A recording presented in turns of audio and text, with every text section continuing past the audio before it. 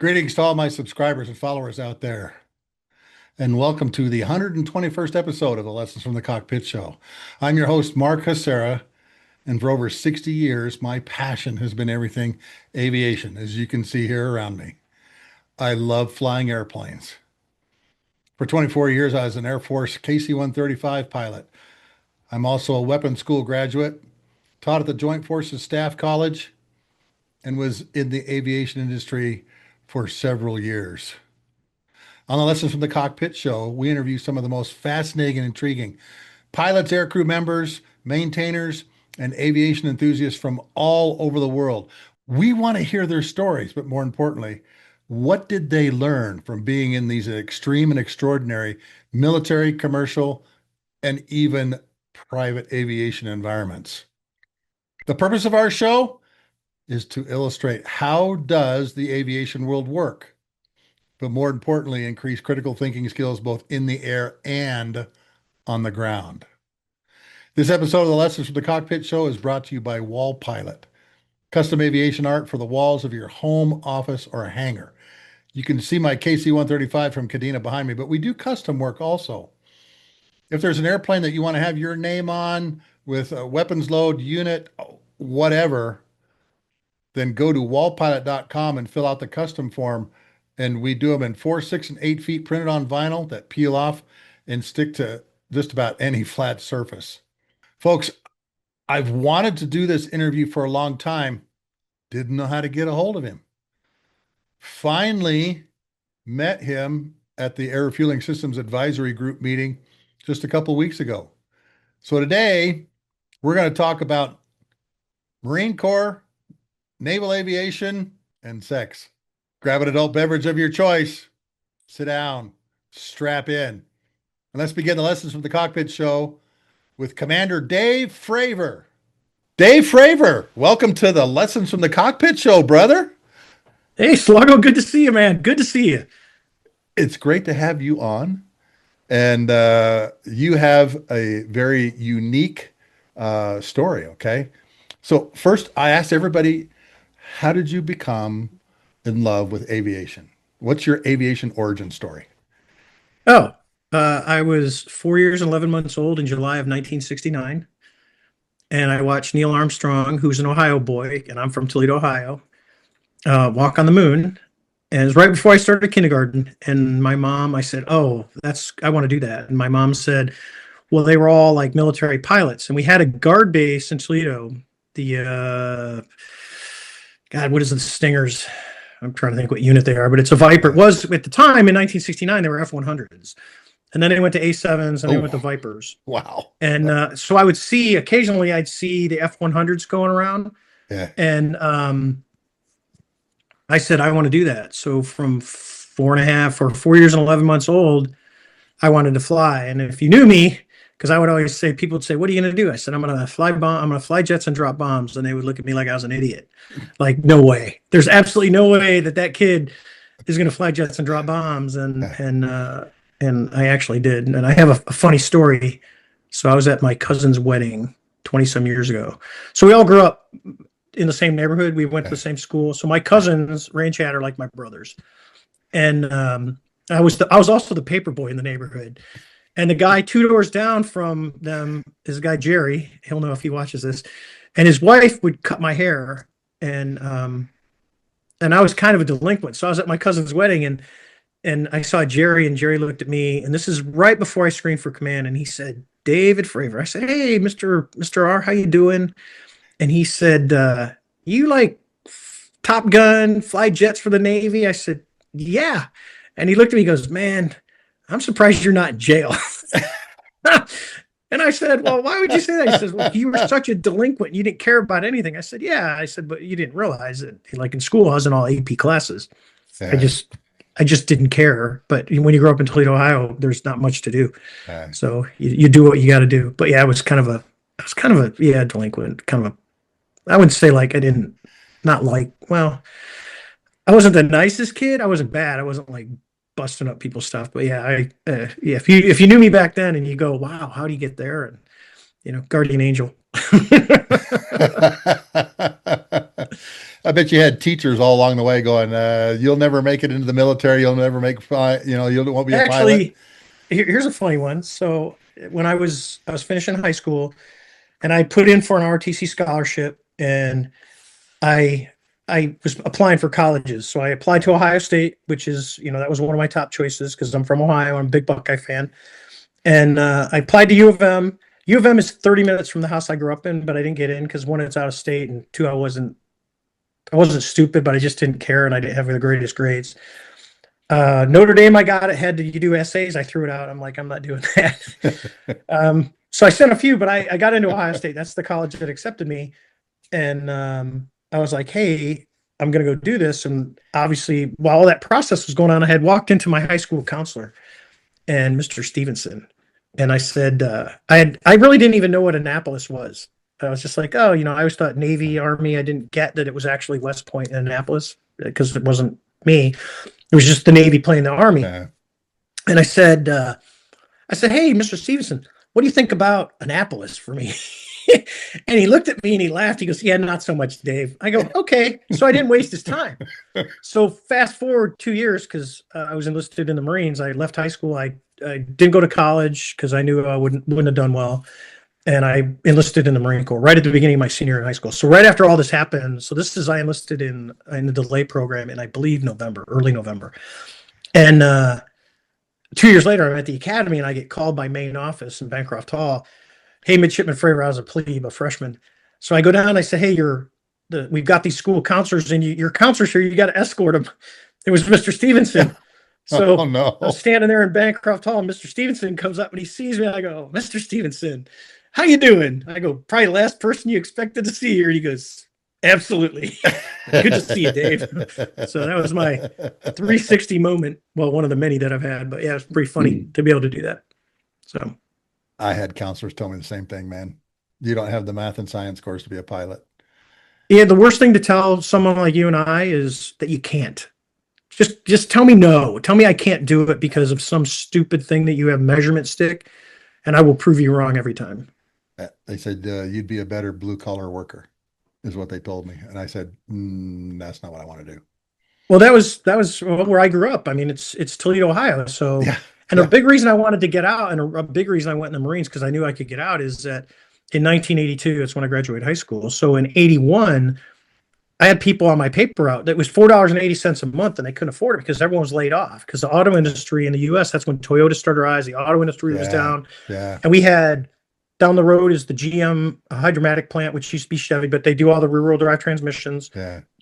All the tool and die that does auto parts. Ford is right up the road from Toledo to Detroit is Ford plants and GM. And there's Champion Spark Plug started in Toledo. It's not even there, but a lot of people were laid off.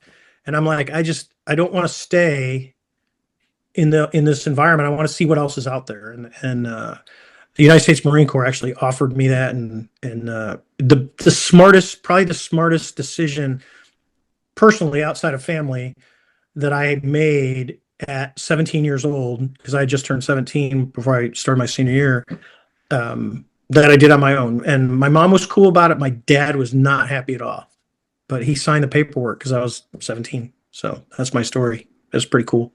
But joining the Marines was the best thing I ever did. I was fortunate enough to have a 56 Fighter Group P-47 pilot living next door to me who was a 06, still in the Air Force, working on missiles. And I went over to talk to him. Ed Reinhardt was his name, Colonel Ed Reinhardt. His wife's name was Bunny.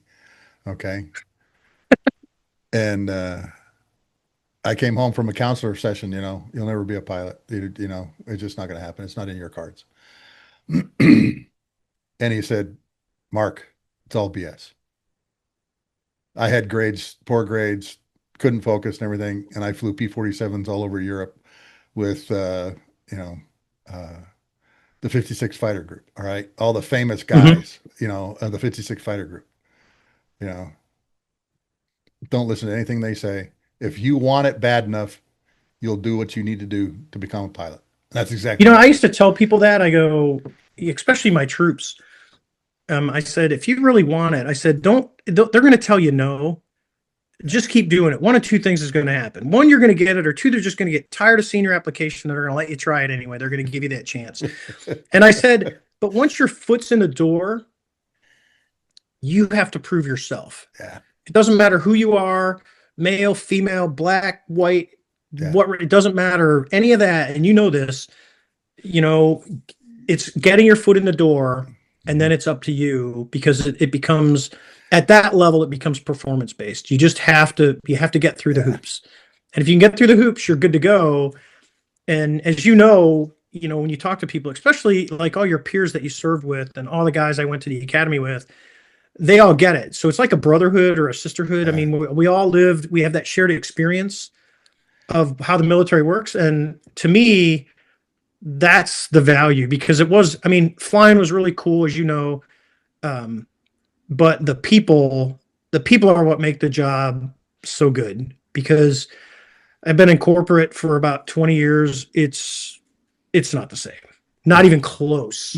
Not even close. That, people will do anything, but at the same time, I think a big difference is there's a massive amount of accountability in the military. You will be held accountable. I don't see it as much in the corporate world. Not at all. No, I didn't either. And I was really close to all the military guys, because we all got it. I worked for Rockwell Collins for about 7 years. Yeah, I worked for Northrop. I've done a bunch of consulting with Northrop and some other companies, and I don't say where I actually work right now, but but I did oil and gas, and it's that same mentality. I will say the oil and gas, the oil field, is about as close to the military as I've felt outside of being in the military. Really? Oh yeah, the guys, shout out. I did Noble Drilling. I was the lead for a company called Check 6, which is not doing real well right now. But I worked offshore in the Gulf of Mexico. I worked land rigs in North Dakota. I've been to Tunisia, Brazil, working oil and gas. The guys in oil and gas, and this is to all the Cajun Mafia down there, and the boys from Mississippi working the Gulf of Mexico. They're top notch.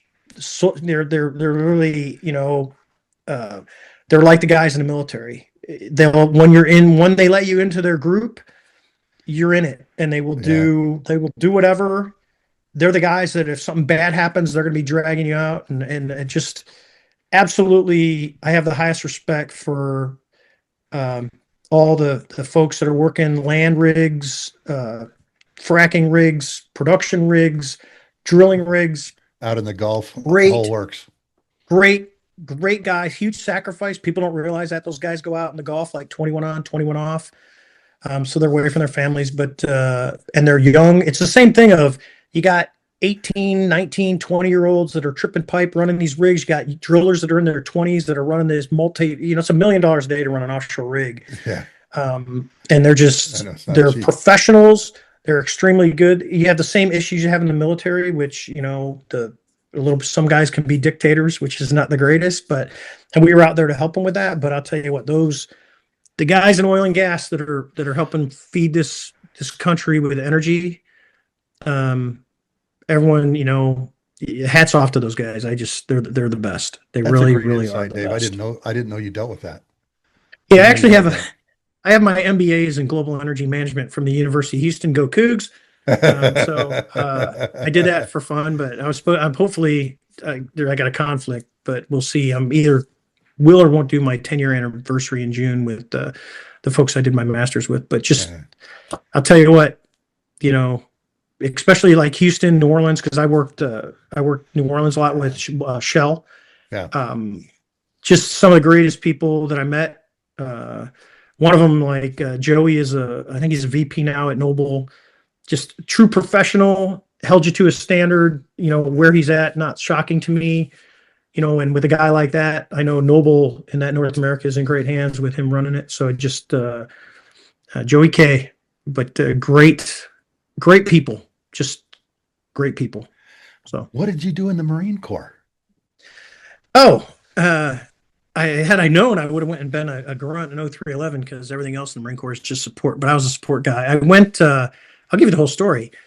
I come in from school, and my sister was on the phone and she's like, oh, wait, he just walked in. And she handed me the phone. It was a recruiter. He said, hey, this is Sergeant Seymour, Chuck Seymour. He said, hey, want to talk to you about the Marines. You know how the recruiters would call your house when you're in high school? And this is right at the beginning. This is probably September, October, my senior year. I said, come and get me. So we set up an appointment. I was playing football at the time. And so I found a time when I could go. He came and got me, took me down to the recruiting office, went through. It was him and the gunny. And, you know, and the gunny was like a Vietnam Purple Heart type guy, you know, because that's the guys that were recruiting in the early Hardcore. 80s. Yeah.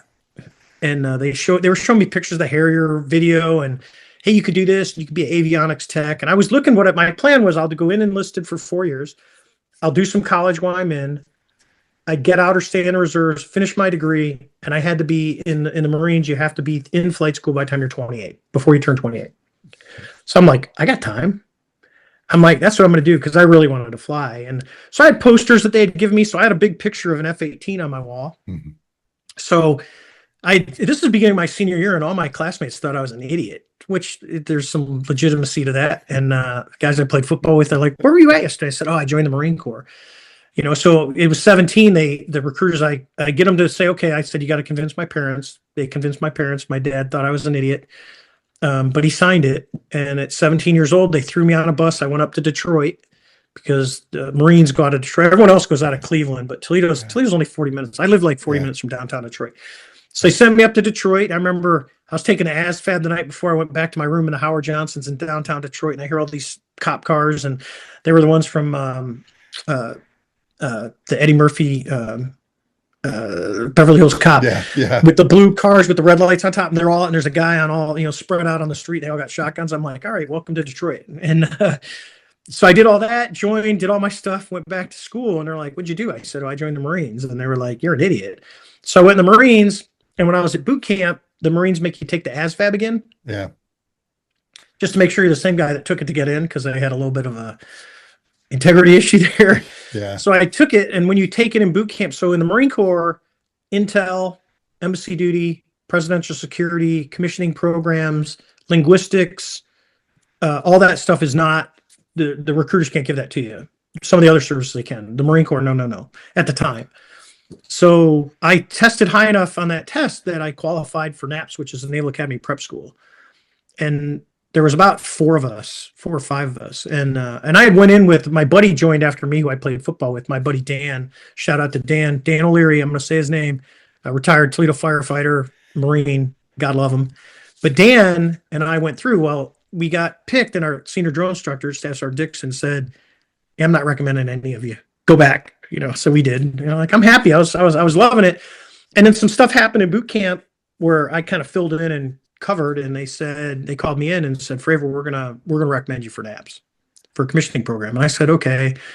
And then Staff Sergeant Wilson looked at me and he said, Fravor, go like this. I went, he goes, you'll make a good officer. True story. And so I didn't think anything of it, and I got out of boot camp, and I went to at the time Millington, Tennessee, which is where the Naval Personnel Command's at right now, but that was A schools. Mm-hmm. So I went there and I went through avionics training. So I fixed the boxes, the transistors, and I got through early. And right at the end, it was actually the day I got promoted to Lance Corporal. So I got my 2 cross rifles in the Marine Corps. So they hit you twice because they got to pin both rifles on. So I'm getting hazed. And there was a letter to call this lieutenant that they assigned my blue and gold officer for the academy. This guy was a professor at University of Memphis. So they called me up and say, hey, Dave, you're going to get NAPS. You're probably not going to get in the academy. You're going to get NAPS. I'm like, okay. So when I got done with A school, they were trying to send me to El Toro to work on Hornets. And I told this sergeant, I said, you might want to call headquarters Marine Corps, but I'm pretty sure I'm going to Newport, Rhode Island.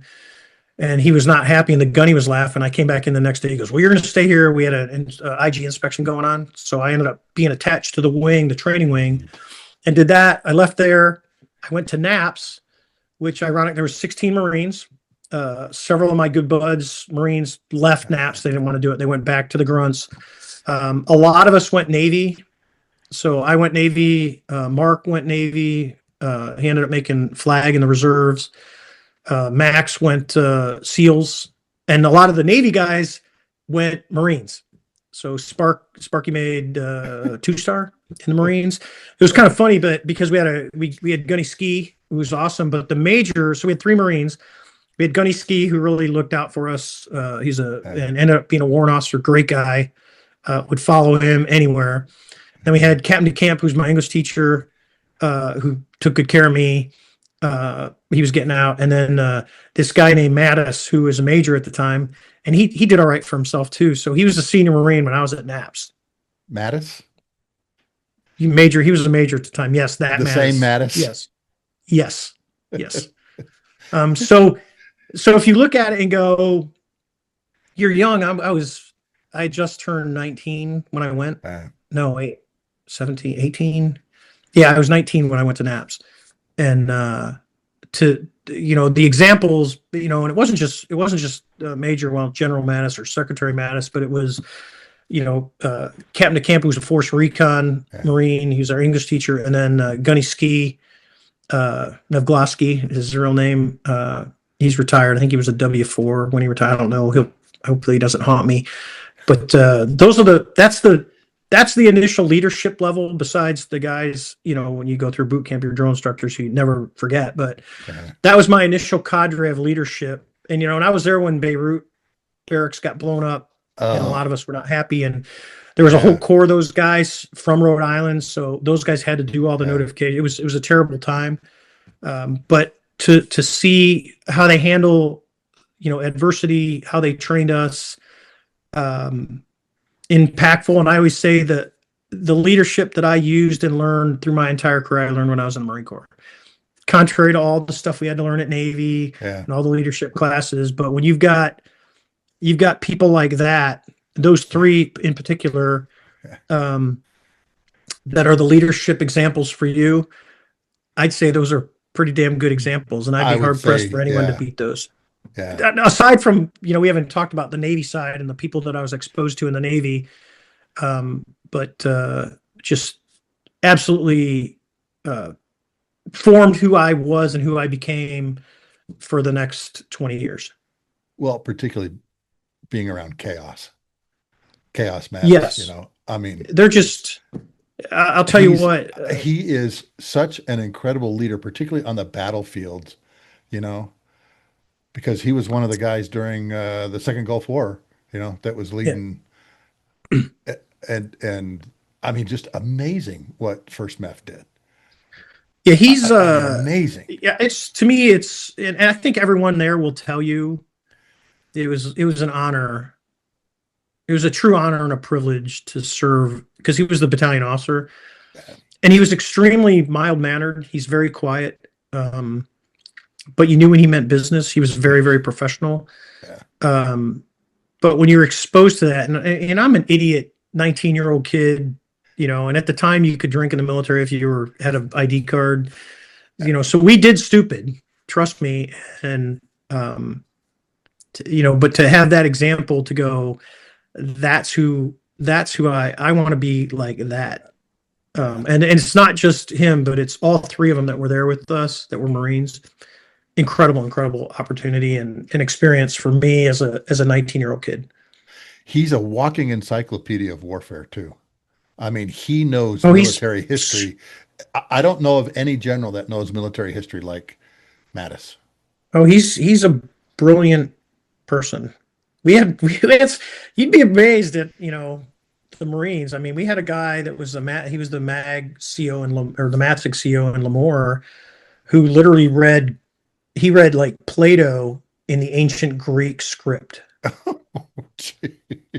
How many people do that? And he lived a couple doors down from me, just absolutely brilliant. But I can't lie, and we can get into why I chose Navy later. But I have a huge part of my heart is tied directly to the United States Marine Corps because of what they provided me, the opportunity, the examples, and everything I learned. That after that, everything was like, So and I'll be honest, I used to tell my sailors, they go, I went to boot camp. I go, no, you didn't. There's only 2 boot camps, and you went to basic training. And they would look at me. So it was kind of my story. You know what, Dave? I have had a lot of people tell me every military member should go through Marine Corps boot camp. Every Yeah, military. I I've had so many people tell me that, I mean, even in the Air Force, because I had friends who went from the Marine Corps into the Air Force, and they told me everyone should go through Marine Corps boot camp.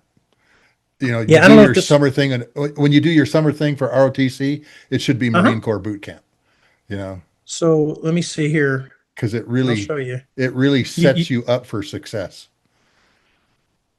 where is? Oh wait, no, it's in the other one. Hang on, hang on, hang on. Here you go.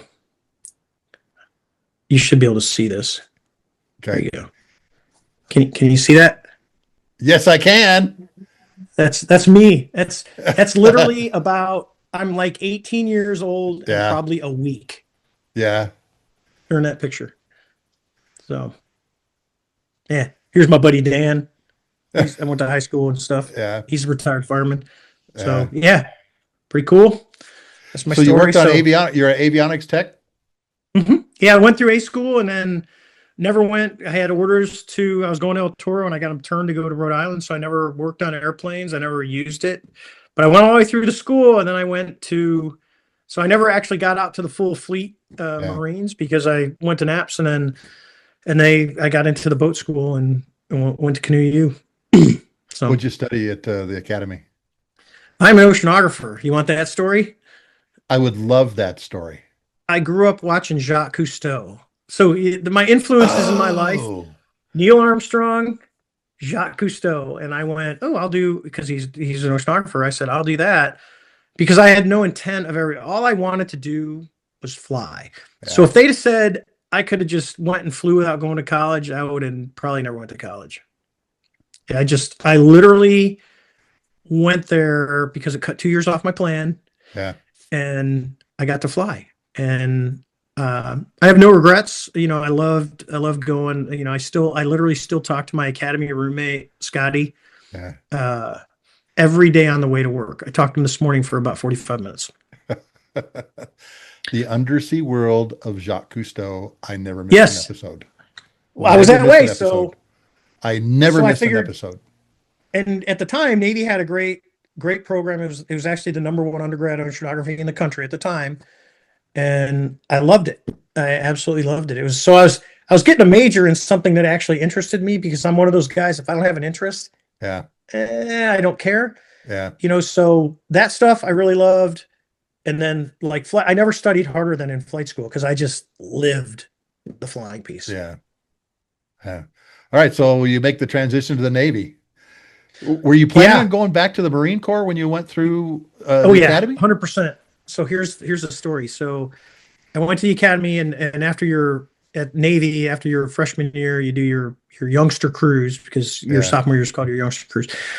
And I got to go out on the USS Nimitz. This is 1985, summer of 1985, June.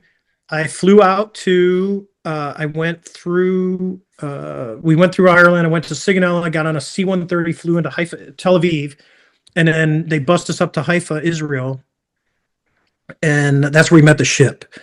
And it was going to be this Medjoy. We're going to do Haifa. Yeah. We're going to cruise over towards Livorno, Italy. We're going to pull into Livorno, which is Florence, Leaning Yep. Tower, Pisa, all that stuff. Yeah. We're going to go to Italy, and then I'm flying off. It's like, oh, this is going to be awesome. I'm going to run out of money in Israel, and I'm going to be broke in Italy, but it's all going to be good. And so I go over to Israel. Shout out to the Israeli people. Absolutely wonderful. We were walking on the back streets. Me and my buddy, they were inviting us into their houses, talking to us. Just the friendliest, nicest people, and got a lot of respect. A lot of respect for those guys, that country. So went there and we pulled out. And if you remember, in 1985, TWA flight got hijacked and taken into Lebanon. Yep. So we were almost the night we were pulling into Livorno. They turned the ship to the south, went through the Straits of Messina between Italy and Sicily, and back over, and we sat off the coast of Lebanon for the rest of my time. And then they shot us off in a cod back to Sicily at the end of June. But the whole time I was out there, when I wasn't doing my enlisted stuff, sorry, there's a bug, I watched flight ops. And the guys in VA-35 really took us under their wing. I'm not going to name them, but just great guys. And I ran into the BN, one of the BNs that took care of us. That's the right seater in the Yeah. A6. Well, and I was watching all the squadrons fly. So it was VF-84, which no longer exists, VF-41. They Yes. still had the the Libyan Sus painted on the side of the airplane. I have a picture of it. Excellent. And VA, I think it was 86, the Sidewinders, VA-35, the Black Panthers, A6 Squadron. Yeah. I can't remember the other ones that were out there, the Hilo and everything, but I was just like, and they had the A3, the Whale, was still landing on the carrier. Jeez. Yeah, and they would clear. It was the last thing to come aboard, and watching that thing at night, and I was just watching these airplanes at night going, all right, I got to do that. I got to do that. Yeah. So you're guaranteed a Marine slot as an enlisted Marine, and you get to choose. They hold it for you because only 16 2/3% can go Marines. They'll hold it for you. It's yours. You just got to tell them in November. We at the time we service selected in January, and I was high enough in my class that I would get what I wanted no matter what I didn't need. So I said, no, I'm good.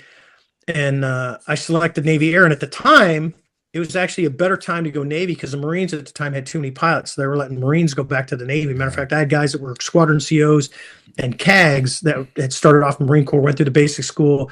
In flight school, they were like, look, we have too many pilots. They shifted over to the Navy so they could keep flying jets.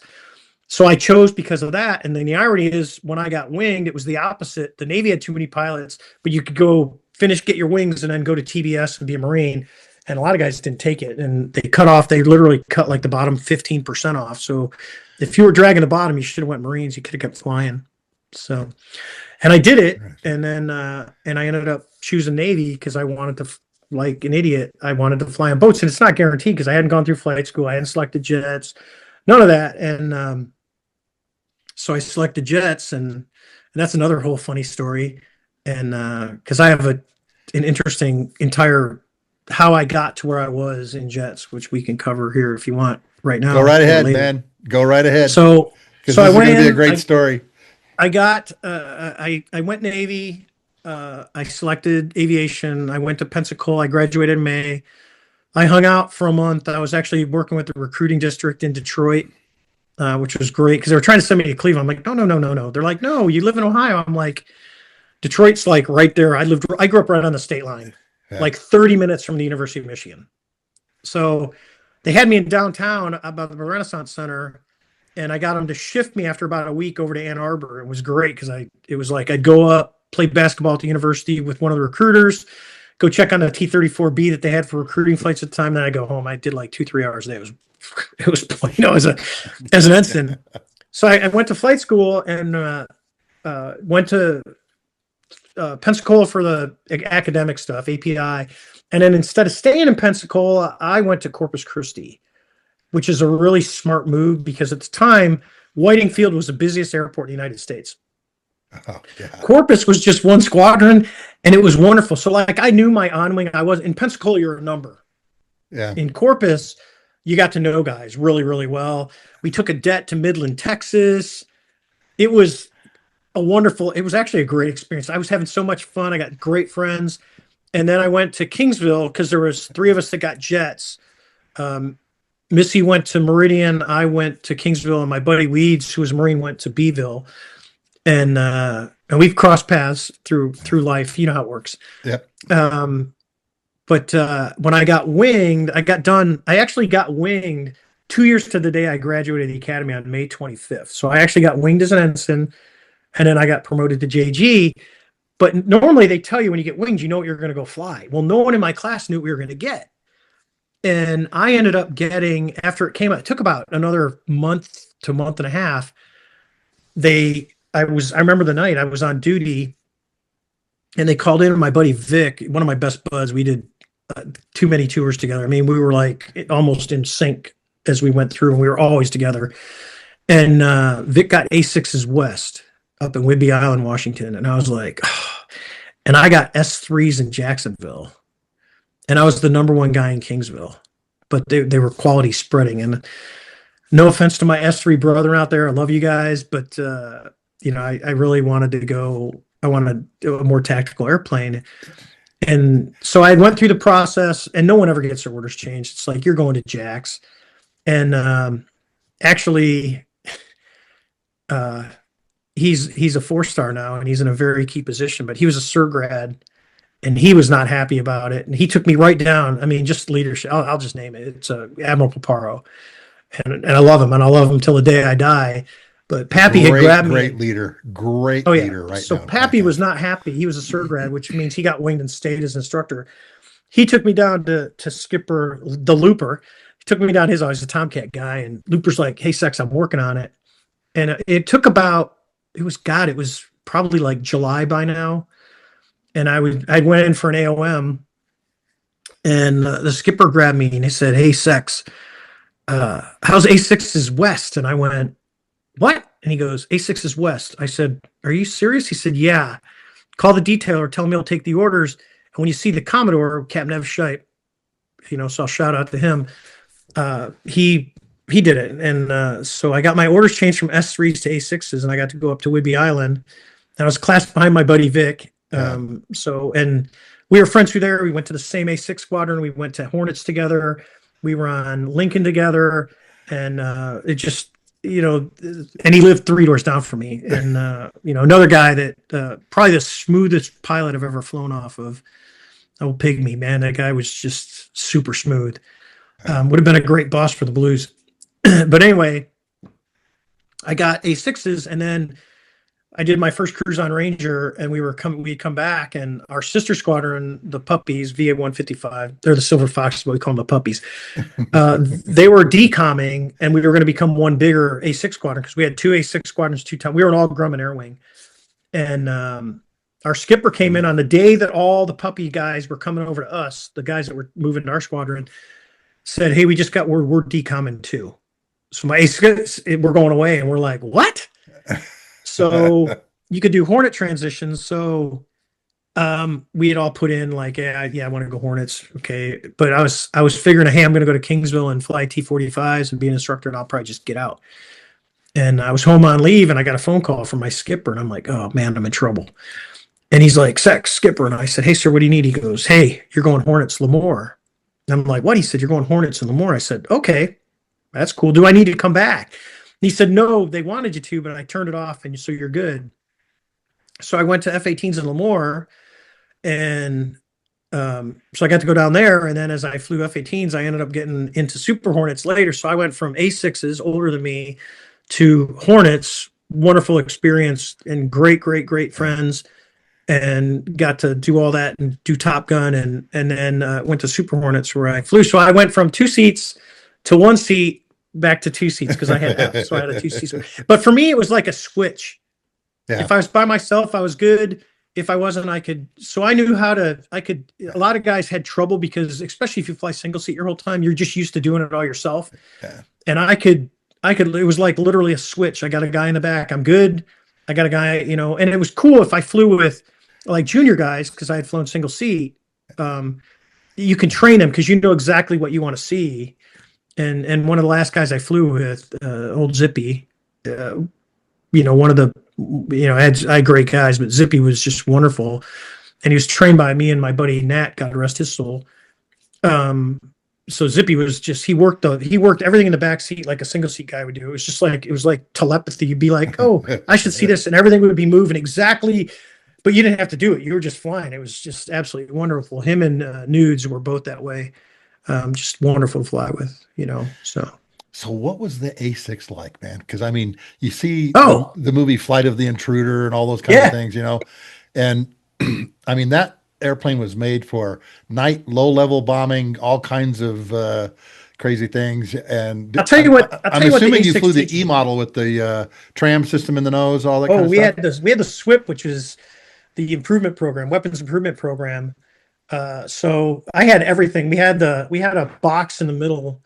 I'm trying to think. It'll come to me in a minute, but it was basically the analog to digital. So we could fly with Maverick, we could fly with Harm, we could fly with Slam. So yeah, we had the latest and greatest toys. We had the tram ball, we had the laser. The coolest thing with A6s is there was a study done, a lot of the crew resource management on airliners. They actually, when they started all that, they started looking at A6 crews because the airplane, you can't fly it with one person. I mean, you can fly it around with just a pilot. Yeah. But the systems are all on the right side. So the inertial alignment, all the navigation, that's all in the BN, and it's an analog airplane, so it's ones and zeros. And they had this little keyboard in front of them. They had a big radar, and they look in the boot. But I'll tell you what, if you want to see two people work in tandem, and what happens is you start working, you talk in partials, because you're so in sync that you would know. So Chris was, well, did my first night traps with my buddy Matt Chig, which is, and we were student when we went to the boat at night. So yeah, I got a guy sitting next to me. I've never done a night trap in my life, and neither is he. And he's with me going, "Hey, Dave, don't kill us." Right. But they give you rewards. Matt always had Swedish fish for me. So if I did good, he would give me a Swedish fish. If I did bad, he would smack me. Hand it up to you. Yeah. And then I went to, no, he's right next to you. They're sitting right next to you. Yeah. Okay. Yeah. You're right there. No, the Super, yeah, they would hand it to me. They'd pass it up because they did the same thing.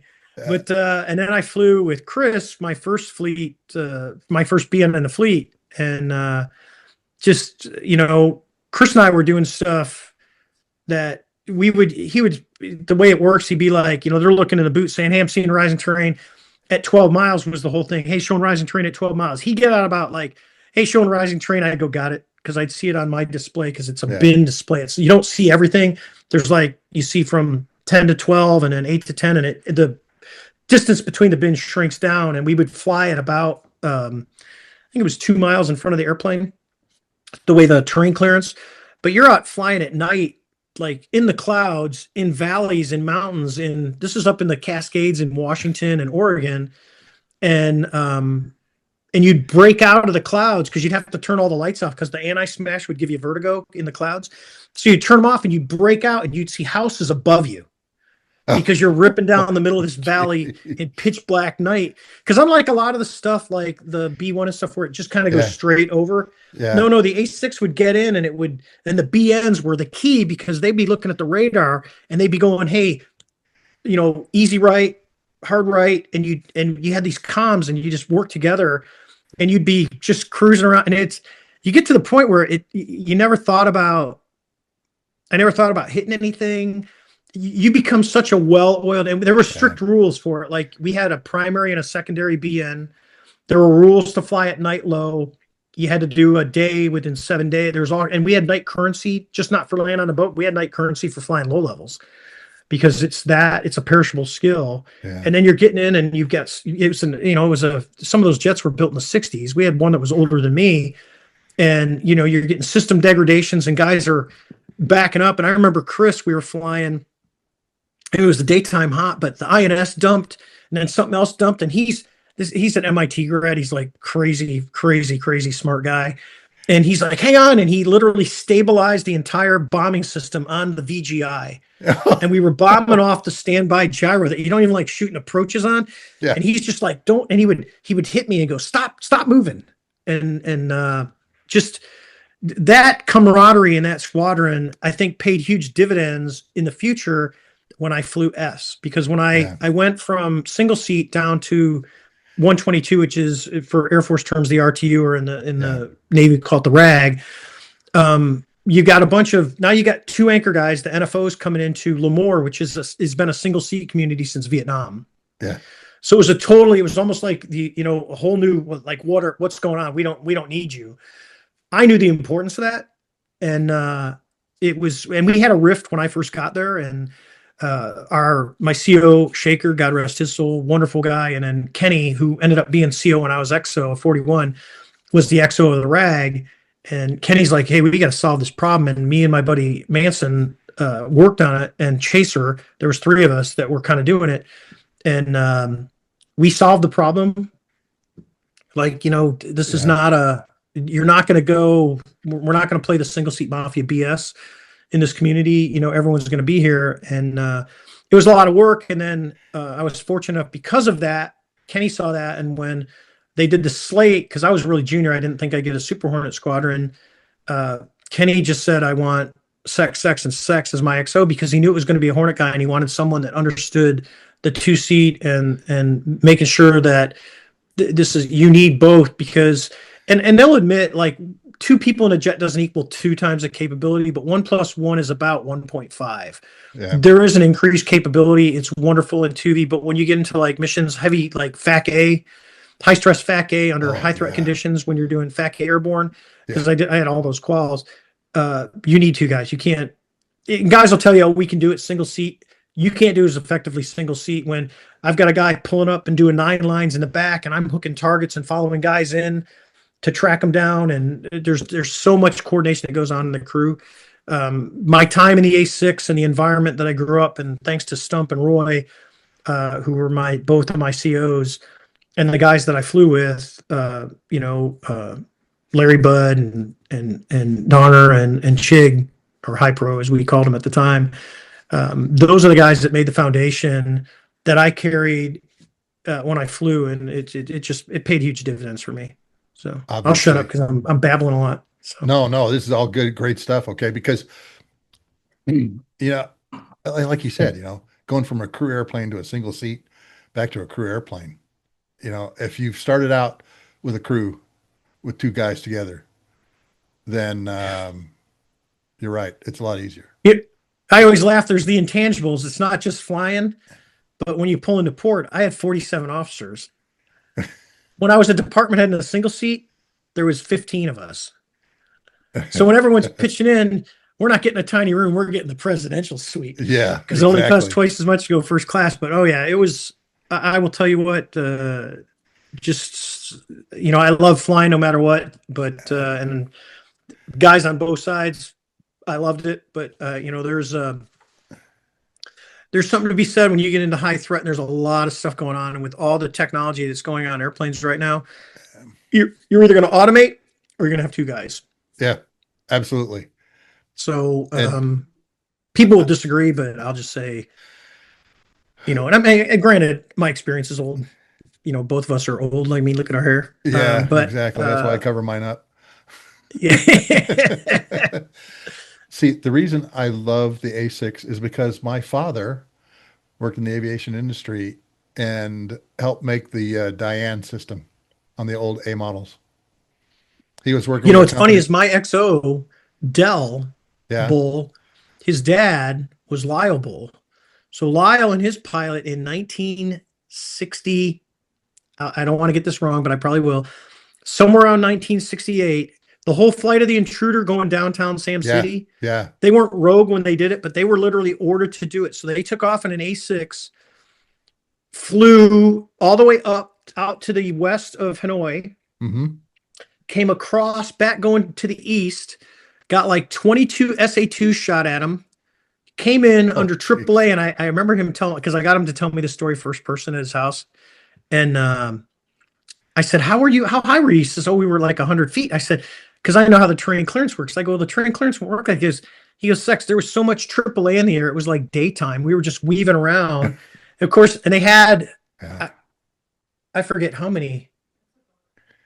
Door slam. I forget how many bombs. They had 1,000-pound bombs. They hit like the harbor, and they came out. And this is where, if you don't believe in God, you will after this. After all that, when they got back to the ship, there was no holes in the airplane, none. Like they were protected, and they both got the Navy Cross for it.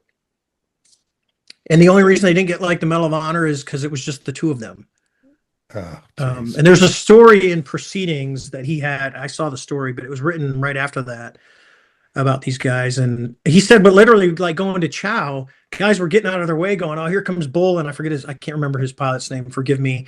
Because everyone knew this was like a one-way mission. They probably would not come back, but they came back. And for me, the admiral's he passed away a few years ago, but to have the honor to meet him, talk to him, to serve with his son Dell, to meet his old family, and he was a big, very, very Christian. After that mission, it's like there's no atheist in a foxhole. Nope. But to see how he was and how he raised Dell, they're very reflection of each other. Yeah. And having flown that airplane, for me, it was a great experience. I won't lie. I've been probably more than blessed with the people that I've been able to serve with and meet while doing this job. Well, and the thing is, you probably got to meet a lot of these Vietnam guys that flew some of these crazy missions. You know, the A-6 community, like you said, 1968, 69, they were flying deep into Vietnam, Oh, they were doing deep into Vietnam. stuff that you look at, and not only that, but they were doing alpha strikes at like 3,000 feet. That's why they were losing people. It's like, what? But remember, SA2 is new. So the original ones, if Yeah. you were below a Oh, thousand, they yeah. had trouble guiding. But to go, you're flying this a new missile, and they shot 22 of them at one airplane, and they kept going. He'll tell you they were blowing up all around him. And they just kept going, Yeah. and And they he got comes in. through unscathed. And he comes through I said, unscathed. of course, I looked at him. I said, "Well, did you hit the target?" Of course, he's like, "Damn right, we hit the target." That's how he was. And then, they got out completely unscathed, and I'm like, people will argue it, but I'm a very big believer that we're protected by an entity far above us, in Jesus Christ and God and the Father. And there are people like, whatever. I go, if you live my world and you lived and saw what I saw and things that I've Yeah. seen, you go, you know, you can't explain it. Everyone says you can explain everything. I always tell my scientists, PhDs that I work with, they're like, everything has a metric. And I said, no, it doesn't. They say, yeah, it does. I said, hey, you're married. They go, yeah. I go, you love your wife? They go, yeah. I go, give me a metric. What is it? 10, 9, 8, 7? What is it? Give me the mathematical equation for how much you love your wife. And they Yeah. look at you. I go, see, not everything has, you can't explain everything with math. No, You you can't can't. explain, how that human emotion. It's, to me, a lot of it's an intangible and how we react, and that there is things that look out for us. And if you looked at my family, well, I'll tell you, I definitely have a guardian angel. I kind of told you I was a delinquent, but it's, yeah, I'm a lucky man. I never took off, Dave, without saying a prayer at the end of the runway. Ever. I always flew I grew up with, in the LDS church, hardcore LDS guy, hardcore LDS parents. I never left the pavement without being at the end of the runway and just saying, okay, Father, we're getting ready to go. Take care of me here. Okay. All right. And he did. my mother-in-law, my wife's uncle was a priest that married us. And I grew up, I was a Lutheran. I stopped going to church. I didn't go for like 30 years. I haven't missed a Sunday. I've missed 2 Sundays in the last 3 years. But my mother-in-law, before I went to flight school, had got me Our Lady of Loretto, which is basically the Blessed Mother Loretto of the Yeah. house, where she got, and I had that on my dog tags, and I never flew without it. I literally would not fly without it. And God, if I lost it. And she took it to her cousin, Mhm. Father K, and he blessed it, and I still have it. It's still on my dog tags. It's a little tarnished right now, but I never ever left the ground without that. In a jet, flight school, Yeah. I never flew without it, because the dog tags. We Mhm. don't Oh, wear them, yeah. stuff them in your Yeah. pocket, Stuff them in your pocket. and I never flew without it, and I would not fly without it. So that's, people call me whatever, but most of my friends are like, "I got you, dude. Well, it was I kind got of a you." ritual for me, Dave, to get to the end of the Yep. runway.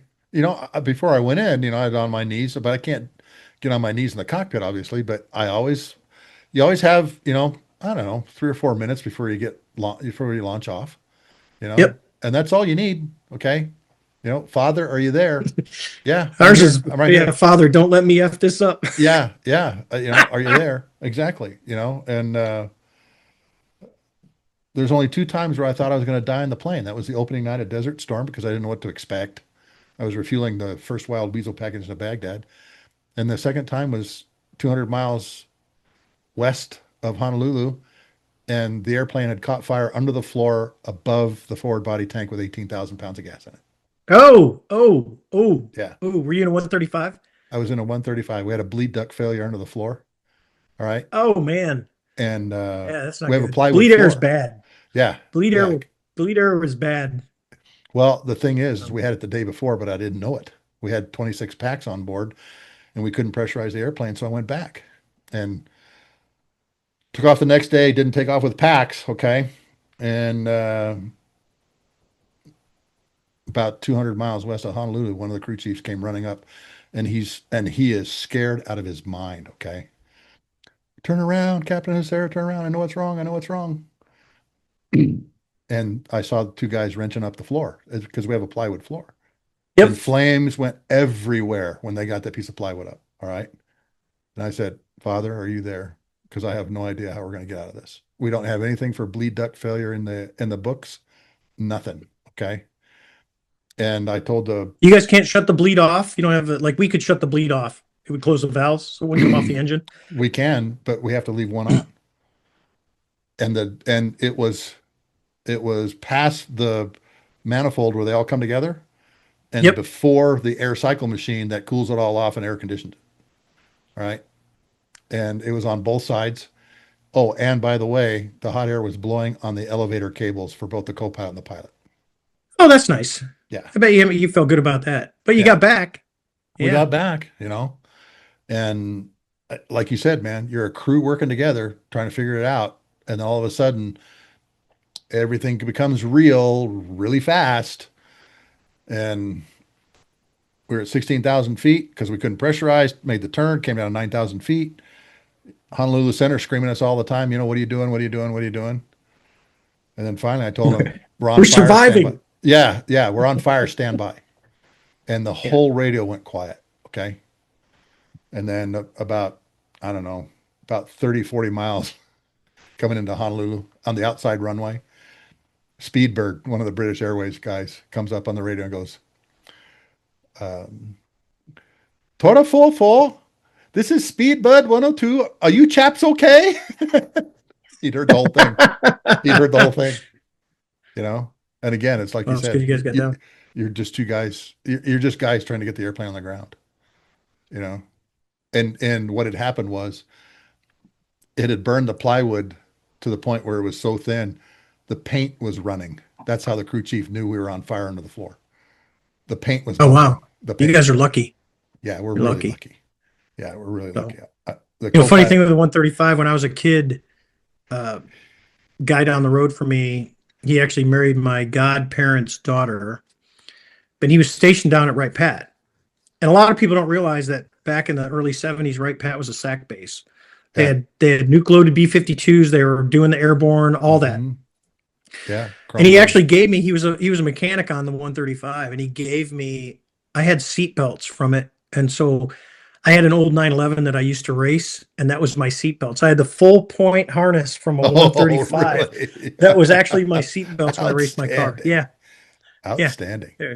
It's just it's my story. I'm sticking to it. Little did I know I'd be terrified by that thing tanking at night, but because the Iron Maiden is not friendly. Not to a Navy, guys. That thing's brutal. No, it's not. It's not. So what's the first squadron, single seat squadron you go to? You go through the Hornet RAG, and you go to where? Oh, I stayed as an instructor because when I got there, I was supposed to go back on cruise, but I just come off a cruise in the A-6. Yeah. So they said, and they were short of instructors. So they said, hey, Sex, you're going to stay here as an instructor. So I said, okay. I ended up being in 125, VFA 125 for about 4 years. And at the end, my boss, Slick Simmons, God rest his soul, the people I know that have died of cancer and suicide is just crazy. Yeah. But he ended up dying. He passed away of cancer while he was CO. And he had called me up right before he got diagnosed. And he said, hey, Sex, you need to either go be a strike ops for CAG, which is an air wing guy that does a lot of the planning for the air wing, or you got to go be an aide. And I laughed. I said, well, I think aide's out because if I'm an aide, I'm probably going to get fired in the first week. And he looked at me and he laughed. He said, yeah, that's probably true. You're too outspoken. So I didn't want, I said, but sir, I really want to go to Top Gun. And Navy had just started the SFTI, the Strike Fighter Weapons and Tactics Instructor Program. And Top Gun had went from the 6-week power projection class to the 10-week SFTI class. Yeah. And I was an A6 guy. So I was heavily scrutinized, but Trim. So Trim and I went through the same transition class. Trim had come out of Top Gun as a training officer in Tomcats, and I had come out of A6s. We were in the same Hornet class, and he lived across the street from me, so it worked out really well. And one of my dearest friends to this day. And so Trim taught me how to fight air-to-air and how to draw arrows. And it wasn't a fun. I used to joke I got the Top Gun correspondence course. And because I was so scrutinized when I did my check ride to be air-to-air instructor, I had to go through all. You had to be a patchword to fly because they were just like A6 guy because there were other guys, and not everyone adapted to air. And I did, and I told my boss, I said, I really want to go to Top Gun. He's like, yeah, all right, sex, yeah. Well, he had he passed out at his house, and they had to do emergency surgery on him. And our Commodore Beast had went to see him, and he said he walked in. When you have brain surgery, if it's the right side, the left side of your body doesn't work until it comes back, but it didn't work. And at the time, he goes, and Slick literally ran that squadron until he couldn't. He was just when he walked in, he was that guy that when he walks in the ready room, he's in charge, hands down. And B said he walked in. He said the first thing he goes, Commodore, we got to send Sex to Top Gun. Then that's when I got the call and said, do you really want to go to Top Gun? I said, I do want to go to Top Gun. And I'd already turned over a job to be the strike ops for CAG 14 with two guys that had been in Japan. So I was going through Top Gun. One of the guys that they were talking about going to Japan didn't want to go, and he called me up. The detailer called me, Magwai, and he said, hey, Sex, would you go to Japan? I said, well, if I can go to VFA 27 and work with Craze Mace, I'm naming people. I'll go because Crazy and I had done multiple tours. I idolize the guy. He's just phenomenal, incredible pilot, great pilot, even a better leader. And I know Mogwai. You know Mogwai? So I said, hey, we're going to do this. And so they changed my orders. Why was it Top Gun? And I was the first, and I think I'm the only probably A6 pilot to go through Top Gun. One of the greatest flying experiences of my life, hands down. And to be a member of that, to have graduated from that organization, literally, you just can't say enough. The guys that I went through with, some of the best guys I've ever flown with. Huge accomplishment, and opened so many doors for you. It's like going, I joked because I had the correspondence course before I went, so I was cheating, and I did get some reflies because I think we only had one guy go through without a refly. Dog, he was a Marine. But it's when you go out, even -4 they're all Top Gun guys. So everyone is good. It's literally like if you had to go to war, these are the guys you want with you. Yeah. And it's not a secret. They're just good. Not only are they good, because there's guys that I flew with that didn't go that are really, really good. These are the guys that they continually want to get better. They want the criticism. They want the weak points. They're trying to fill every gap that they have, which is a huge plus. And I still have my original patch. I'll never, ever get rid of it. I think I'll probably be buried with it. And it opened so many doors. So I did that. I went to Japan. I didn't want to, here's the irony. I never wanted to be a strike ops. I just wanted to be an SFTI training officer. I went to Japan. We were standing up the program. I went over there. I had to pull squadrons calls because they didn't do them right. That's hard to do, especially as lieutenant. What year are you talking? 1998. I literally emergency deployed. They sent me over. I got to bounce in Lemoore, but I was going to take leave, and I was going shopping with my wife after Christmas, and I got a call from my boss, Hound Dog, and he's like, you got to get in here right now. You got to go. They're emergency deploying the Indy. You're going to the Gulf. So I went over, jumped on the boat in Japan. I literally spent... I got to Japan. I spent like 48 hours, maybe 3 days there, got on the boat, left, came back to the States. I was there for 14 months in the J, and I spent maybe 3 months actually in Japan. We spent 277 days in 1998 deployed. Which squadron were you in?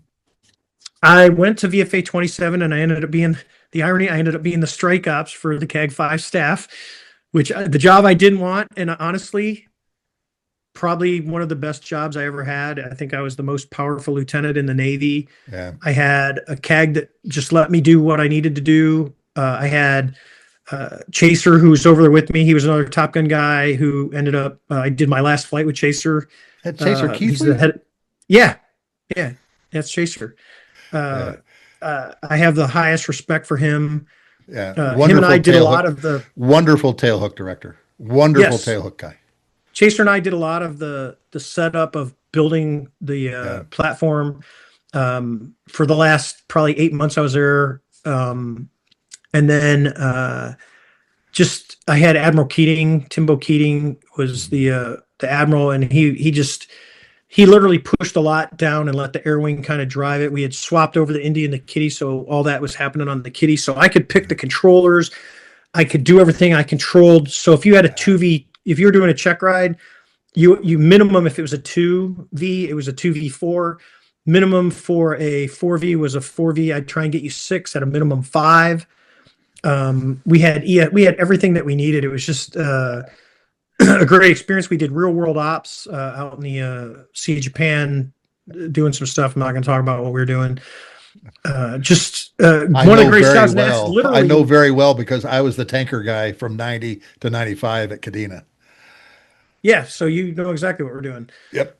So and the cool thing with Japan, especially with CAG 5 in the Navy, is there's no real workup cycle. You're just always operational. You're always there. So you don't have all the come back from cruise, downtime, ramp back up. No, you're Japan guys. And I told him when I went, because I had to tell my wife, I said, hey, I got good news and bad news. She said, what? I said, well, the good news is I won't be going to San Diego. She says, what the bad news? Like, oh, go to Japan.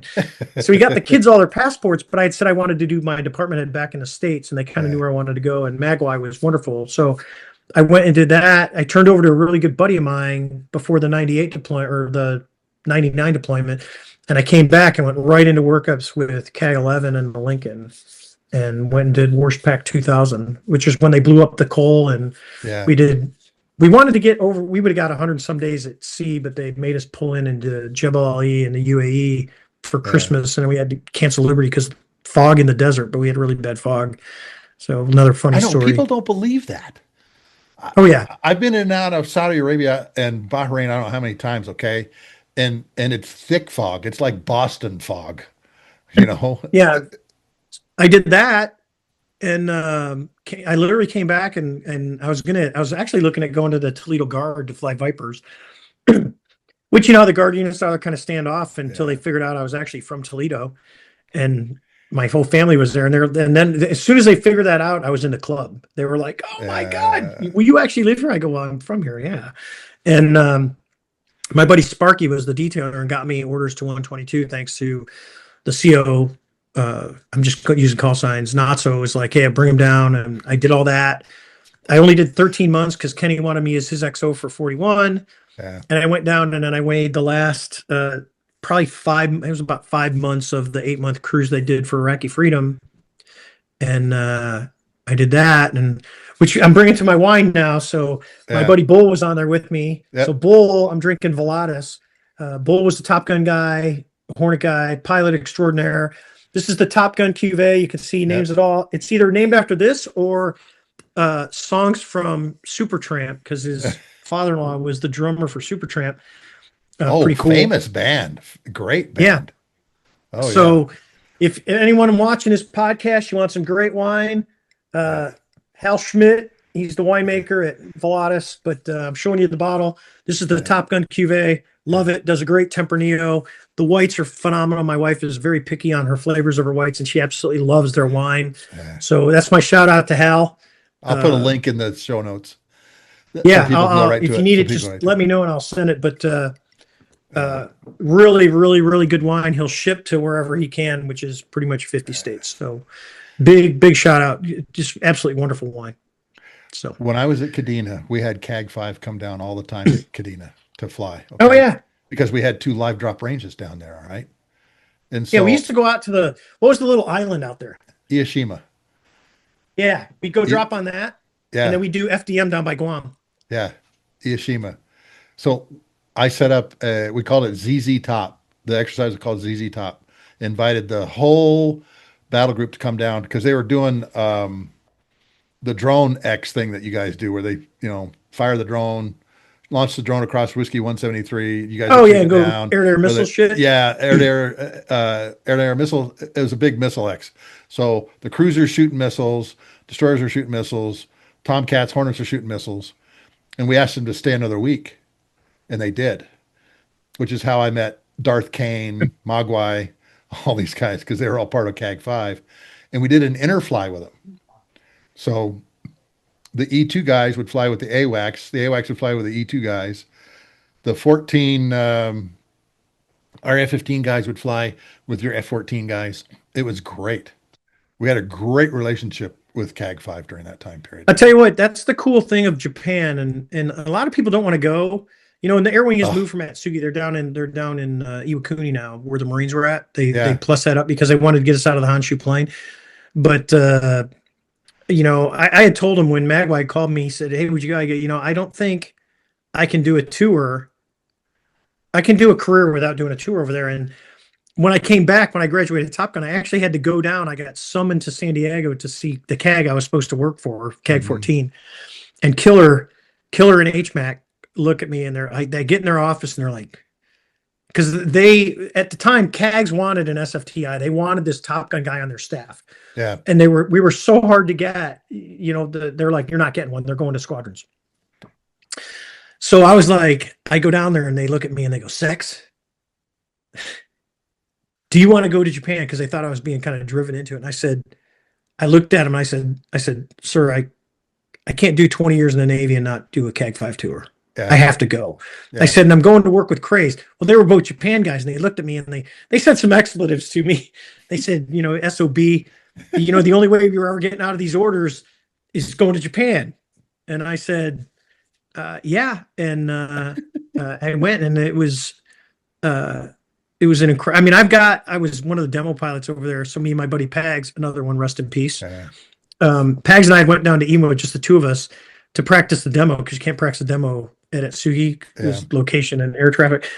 So I've got literally a tape. I've got a video of me flying my HUD tape over Iwo Jima, like coming direct down. You can see the whole island and doing mid-radius turns around Suribachi. I mean, it was just, and I gotta dig it out because I'm digitizing everything right now. But yeah, it's cool. What a incredible experience, though, man. And that was the thing, especially as a Marine. I get to go to Evo as a prior enlisted Marine. So it was like, this is the best. Yeah. I tell everybody that the best education and training in my career was the 5 years I spent at Kadena. It literally set me up for the rest of my career because of all the things that we did as a tanker. I like to call it the no BS. And in the Navy, you know how we are, a little different than the Air Force. When we're away from the mothership, the rules are whatever the boss makes. Yeah. it's how, the Air Force reads an instruction. If it doesn't say you can, you won't. The Navy reads the instruction. If it doesn't say we can't, we will. We will. Yeah. What's the instruction say? Well, it doesn't say we can. All right, let's do it. That's how we operate. And it's, there's probably people cringing right now, but for me, and the people that I got to work for, and I would say, because it's not 100%, don't get me wrong, but I would say 95% of the guys I work with were mentors, role models. Even the folks below me, this is that leadership thing. Everyone thinks you're in charge. I go, you can learn as much from your subordinates as you do. You're always on the spectrum. You're not always, it's like the people above are your boss. Mm-hmm. There are times where you will learn from the people below you, more that they will school you at times, and they will put you in your place. And some of them have, like I had Nat, who was my SFTI, God rest his soul, old Russ Maynard. I had done something on workups. It was to drive a point, because the part test train, like, hey, we're running the snare. The snare is unrealistic. Oh, we're going to do it anyway. And I called, they call it Red Monkey, which is continue for training. And they were pissed. And I was the XO. I was like 2 weeks from taking command. And he was the lieutenant training officer. And he came in, he closed the door. We're both Top Gun guys. And he just chewed my ass. And I looked at him, I said, one, I had a shitload of respect because he had the balls to do that. And number two, I explained why I did it, because I think we were both right. I was trying to get a point across. He was talking about you shouldn't have done that example, and I said I understand that, but I needed to get this point across. But when you have a lieutenant come and just ream, in 03, ream it on an 05, and he didn't bat an eye. He came in with both guns ablazing, and I was pretty good. I didn't fire back going, hey, and ream on him. I just said, Nat, you're there. You have what you're saying is legitimate. It's 100% correct. But here's why I did it. I said it was to drive a point home, and it probably wasn't could I have done it better? I don't know. But it was that point. But when you see when you see a guy that's like that call you out, there's a lot of respect because what he was calling me out on was 100% correct. Yeah. You want him on your team. You want him or her on your team. What's funny is, everyone wants this. I had a guy, Big Al. Big Al is an A6BN. He's an ATP rated pilot. He literally to this day is a huge friend. When I first met Al, when I very first met him, and we weren't working together. I met him and I was like, oh my God, who is this freaking guy? What an a-hole.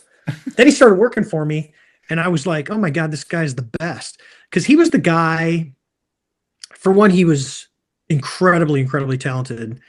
And he ended up getting out of the Navy and doing other things and he's ultra successful. But he was the guy that would tell me what no one else would tell me. He's the guy that told you the emperor wasn't wearing clothes. That information, everyone looks at the guy like, oh my God, you're always the pessimist, you're this and that. That's the invaluable information that most people don't have the guts to tell the leadership. You want to hear what's wrong. I know what I'm going to say. Don't tell me what I want to hear. I'll pat myself on the back and I'll do all that. But the guys that have the guts to tell you the truth with no fear of it's going to end my career. Now, granted, you get people that will tell you the truth and they're idiots. That happens. Yeah. But if it's well thought out and it's grounded like Nat or Al told me, that information from a leader is invaluable. And it's not a rank-based thing.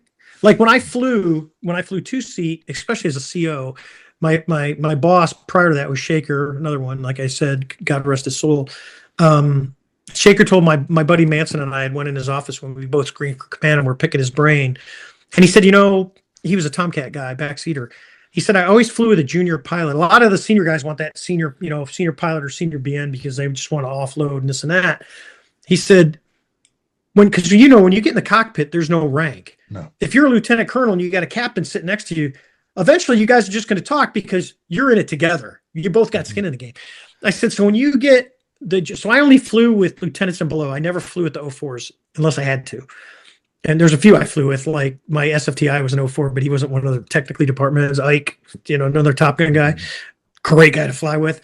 When you get a guy like that. But when I flew with like Noodle or Zippy, those guys or Shadow or I'm having a mind for it. He's going to be pissed if he listens to this podcast, but it'll come to me. Gary. When I flew with those guys, when you're flying around, eventually they'll start talking to you. Mm-hmm. And not about flying like the admin when you're just getting to and from the field or to and from the boat and you're sitting in the marshal stack and all that. They'll start, you can ask questions and they talk to you like a peer and not you're the boss. And you pull an incredible amount of information on what's really happening in the squadron. And that is something you'll never ever replace with anything else. You have to do that. It's kind of like we had a guy pop for drugs when I was XO, and we hadn't had a drug bust in like a year and a half. And at first, Kenny was the CO, and Kenny's like, "Hey, he was not happy. Very, it's on his watch. He doesn't like it. There was stuff going on in Lemoore. Lemoore, the whole Central Valley was like the meth capital of the world, where most of the meth was made. Oh, and this guy had went to Vegas, made a bad decision, smoked meth, popped. And Kenny was like, hey, we're going to do a public hanging, do masked in public. And I said, hey, hang on for a minute. I said, let's just do this. Let's not. And Kenny actually listened to me and he said, okay. And what was really good is because when the guy was checking out, he came in my office. I was the XO. And he was very apologetic. He knew he had really effed up and wrecked his life. And he said, hey, sir, I want to thank you, you and the skipper for not just throwing me out to the wolves. He said, he goes, I know I screwed up royally. He goes, I know I got to put my life back together. And I know lost all because we give him an OTH other than honorable discharge admin and kick him out. But I said, well, then do me this favor. And I said, how do I, he wouldn't give me names. And I understand that. I'm not asking him to rat out his friends. I said, in the squadron, do we have a drug problem? He said, you do. It's not as bad as the other squadrons, but you have some people that are using in the squadron. And I said, what would you do? He said, you're too predictable on your urinalysis. you gotta change stuff up and do this and that. He gave me Oh, all the intel, and we did, and it worked. And that kid, when he left with his tail between his legs, he provided me as the XO invaluable because I ran the drug program, invaluable information, and I changed it up. So we did a urinalysis. There's only two people that ever knew what the urinalysis was. It was me and my urinalysis officer. I didn't even tell Kenny. yeah. And then Kenny would say, I said, there's one coming, but I wouldn't tell exactly because I'm not worried about, him, and he wasn't worried about me, and he didn't care. He let me have that leash because he's ultimately responsible. But the information I got by not just dragging this guy through the mud was worth way more than the satisfaction of dragging him through the mud. So another lesson, Oh, great leadership watch your lesson. resources. Yeah. Yeah. Watching you've, you have given a lot of great leadership lessons here, man. This has been Oh, dude, that's I have millions. I mean, I like I I told you, know, I know, but we don't have millions of hours, and we've already been going okay, hour and a half. I'm fine. You get me talking, I'm fine. Good, So because you get me talking, I'll do the same thing. Okay. All right. So now you go from single seat Hornets and Japan. Now you're flying the two seaters, and you're in a very famous squadron, the Black Aces, man. yes, They've been around forever, you yeah, know. I was number 54. I was the 54th commanding officer. And again, a famous squadron. Okay, like you said, you Yeah, already mentioned, you know, shooting down MiGs, in Libya, um, just they did a ton in Yugoslavia yeah, during that oh stuff, yeah, Croatia, um, and then going over to the Gulf. So yeah. yeah, very very proud to be an ace. Like, right, when you're the CO, you got to be proud of it. It's just Well, it's and such a I big had part of your one life. great opportunity in my career to actually support VFA-41 Black Aces. Okay, it's when Gerber flew across the Indian Ocean and brought from the Nimitz, brought Super Oh no, Hornets. we took two airplanes off the Nimitz and sent them over to the Gulf. Were you part Yeah, of that? Yeah, it yeah. was Gerbs and Poulter. I was the guy who set up all their refueling for them. Yeah, yeah, Yeah, they pulled them off because they needed more FAC A's in the yeah, Gulf. yeah. So Schmoopy and Gerbs went over there. I'm trying to think who the Whistles were. Went over and yeah, they took them over. I forget what boat they went to. Lincoln. They I went to think the they went to Lincoln. Lincoln. They went to the Lincoln. Yeah, Okay. that was my boat. So I had left. I trained all those guys up right before I left. Right before the 9 month cruise. Gerber was one of my students when I was at the Joint Forces Staff College when he was going to some headquarters Gerbs. job. Yeah, fantastic guy. Yeah, he's a great Just American. oh, great American. Okay, and Yeah. yeah, they came to me one night and they said they're going to take. I think it was ended up being two airplanes off of Nimitz, fly them across the Yep. Indian Ocean. They're going to spend the night at Diego Garcia and then fly the rest of the way up. That's Sluggo, correct. get them gas. And I'm like, okay, so where do they want the gas? Okay. And I'm asking all these requirements and they're like going, I don't know, figure it out. Like, oh, wait a minute. Okay. Come on, we're Navy guys, dude. We just give us gas. Well, and that was the thing when I finally met Gerber, I said, you're one of those guys that flew the Super Hornet across the Indian Ocean.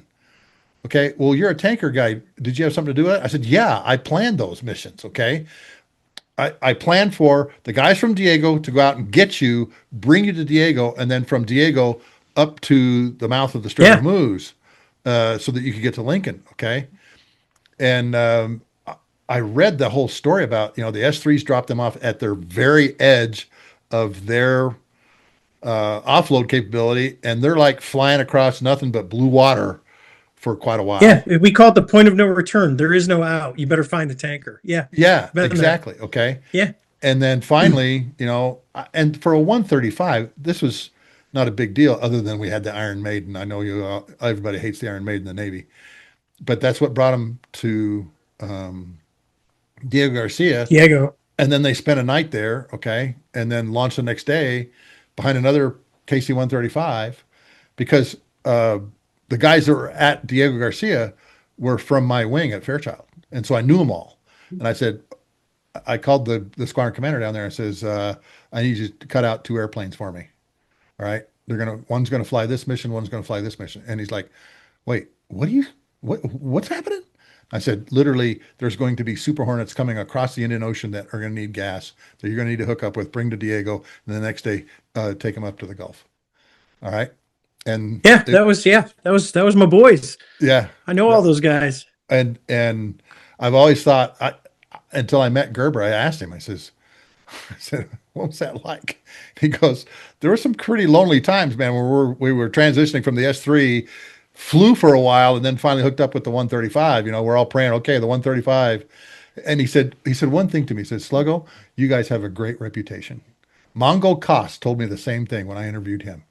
You guys have an incredible Oh, you know reputation. Mongo too. Oh, I you got a know lot of mutual friends. we do have a lot of mutual friends. And it's the crazy thing because I've got a lot of Navy friends like Moose, Shortney, Mongo, all these different guys. Okay. Because Mongo has the great honor of being like the strike lead for the opening of Enduring Freedom and the opening of Iraqi Freedom, where he had to do from the Med down through to the Gulf of Aqaba, around the corner, and everything like that. Yep. I was the guy that set all that up too. All right, me and Wow. my team. Hey, can we pause for like 2 minutes? Sure, sure. All Hang right. on. Hit your pause. And see, that's a crazy thing because all the time I spent in the Air Force, they find a tanker guy that's got cats and traps and time in S3 Vikings, and everybody looks at me like, no. I'm like, yeah, okay, because of things like this. Okay, not so. You're talking about not so long, Admiral. Not so No, long. no, Different not so guy. swift. Not Not so so swift. swift. He was Paycom. He was Oh Sync yeah. Fleet. I, so he and Shortney were the CAG and DCAG. Um, no, excuse me. Casey Albright was the CAG. Notso was his DCAG on Yeah, Lincoln. I On think that's Lincoln. right. Okay. And Shortney was the CAG 7, and his deputy was Kenny Floyd.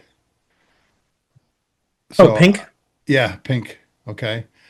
Um, Wimbo Osterhout was a student. I had a lot of Navy students. Hornet guy, his call sign was Biscuit. I can't remember his real name. It's funny how, anyway. So you go now from Legacy Hornets to the Super Hornet. Okay.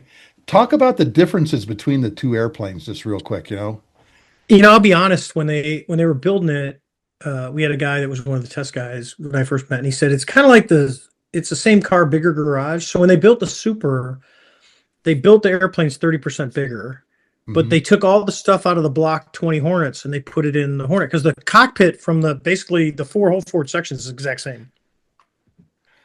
Motors are different. Airframe it looks like a Hornet, but it's a bigger airplane. It's not the Yeah. same airplane. Yeah. It's much So bigger. when they did Much bigger. it, but they had the intent. This is actually the way the U.S. should build. Instead of going, hey, we're going to build this whole brand new jet and we're going to put all this new shit in it like they did with F-35 and it's way over budget and it's way late. What they did, the Super Hornet, they did it with Vipers too. Like a Block 70 Viper or a Block 50 Viper is nothing like a Block 20. They No. look like F-16s, Yeah. but they're not. Vipers are not all the same. Hornets are not all the same. We had draws in the little Hornets where it was like, that's old Hornet. These are the new Hornets, new computers. They can do things, better radars, bigger motors.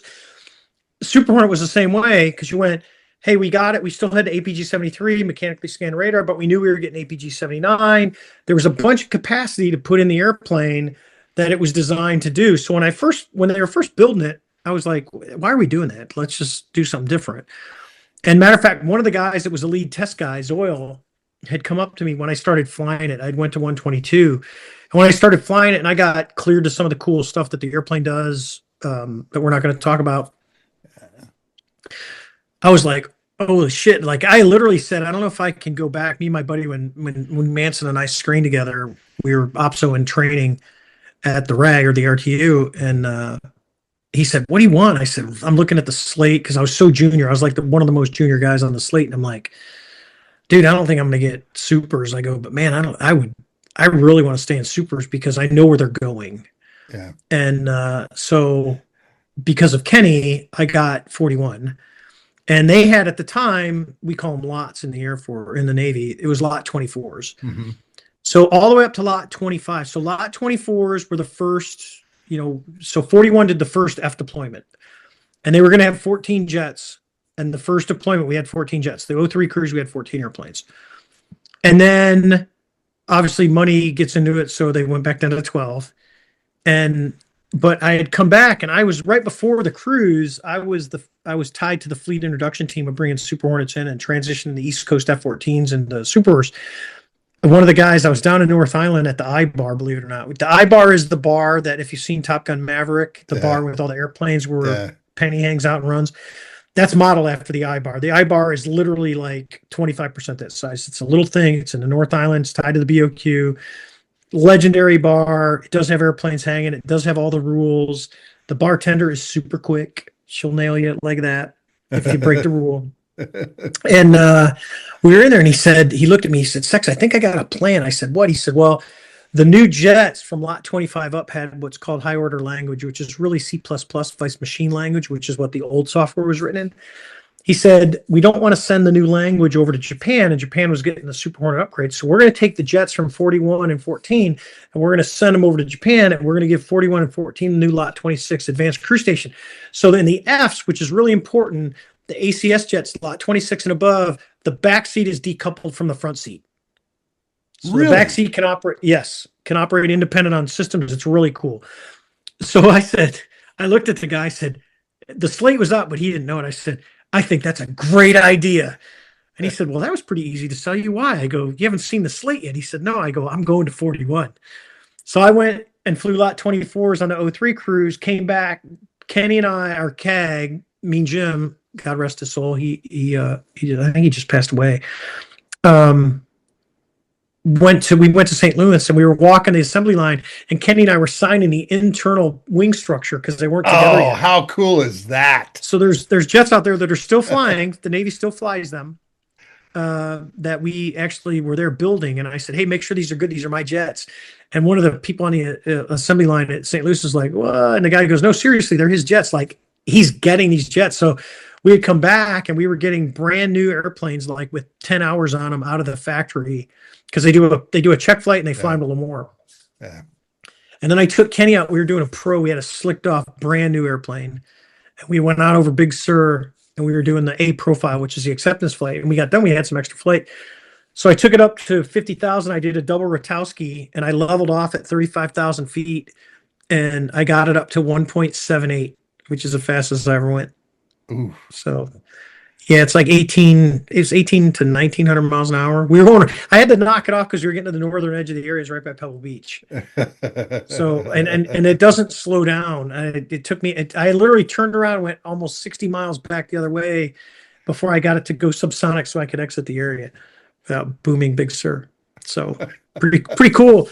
And so the jets that we had when I took over we were still getting new ones, and they were, so I had airplanes, and we'll get to the Tic Tac story in a minute, but that airplane had probably less than 200 hours on it. It still had the new car smell. You'd have to go to the hold short and raise the canopy to let it air out a little bit and then close it again and go out, because it was just like this toxic smell of all the new shit. The bleeds, everything. I mean, it was like new car smell on steroids. I've sat in a Strike Eagle that had 27 That's hours a big cockpit. That's a big huge cockpit. That's a big compared cockpit. to a Rhino. Yeah, dude, it's got a stick, and it's huge. Yeah, and this airplane had 27 hours on it, and 9 of it came when it was flying from Elmendorf to Kadena. Okay. Yep. And it had the new sheepskin seat covers, the whole works. Okay. And I remember getting in Sex and thinking the same thing. It smells like a new car. It smells like a new car. Which is funny. I got in a Raptor. I didn't get to fly it. That's the one airplane I really wanted to fly. But my buds who have flown it that I know will tell you that, and I, to the Raptor community, still the best airplane on the planet. And it's 20 years old. Yeah. Over 20 years old. My buddy Gita was a test guy with it, and Air Force guy. He had a 117. He had the 117 test group, Phil.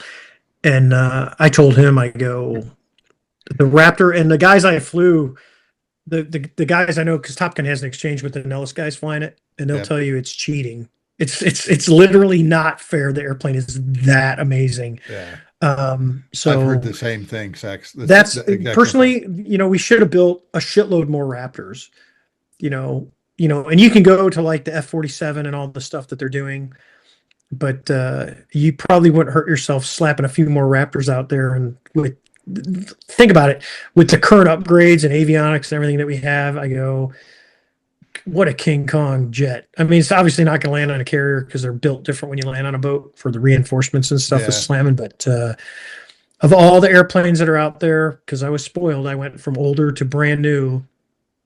The one Yeah. that I really went, I would love to fly that is the Raptor. That thing is just one badass, one badass air-to-air machine. I remember talking to a guy that was on the OT&E team for Raptors. Okay. And they're having this big test and they're actually coming out of like Wendover. All right. Onto the Nellis range. Mhm. And they said, okay, fight's on, and the 64th aggressor guys and all these people are like, okay, okay, okay, okay, let's go, let's go, let's go. Where are they? Where are they? Bogeyed up to the AWACS and everything like that. And like in, I don't know, 7 or 8 minutes, they called back and says, okay, you're all dead. And they're like, wait, what? And I said, yeah, Yeah, all of you are dead. yeah. All of you are dead. The That tankers are dead. airplane. The AWACS is dead. The aggressors are dead. The F-15s are dead. You're all dead. It's it's amazing. I will say that the new the F-15EX, Oh, I'm really looking forward to that, seeing that. crazy capable airplane. Crazy capable airplane. And that, especially the E's, because the conformal tanks, when you're Yeah, landed, I mean, they've got so much gas. And, especially for a pointy nose, gas, range, yeah, ordnance, what you can is everything.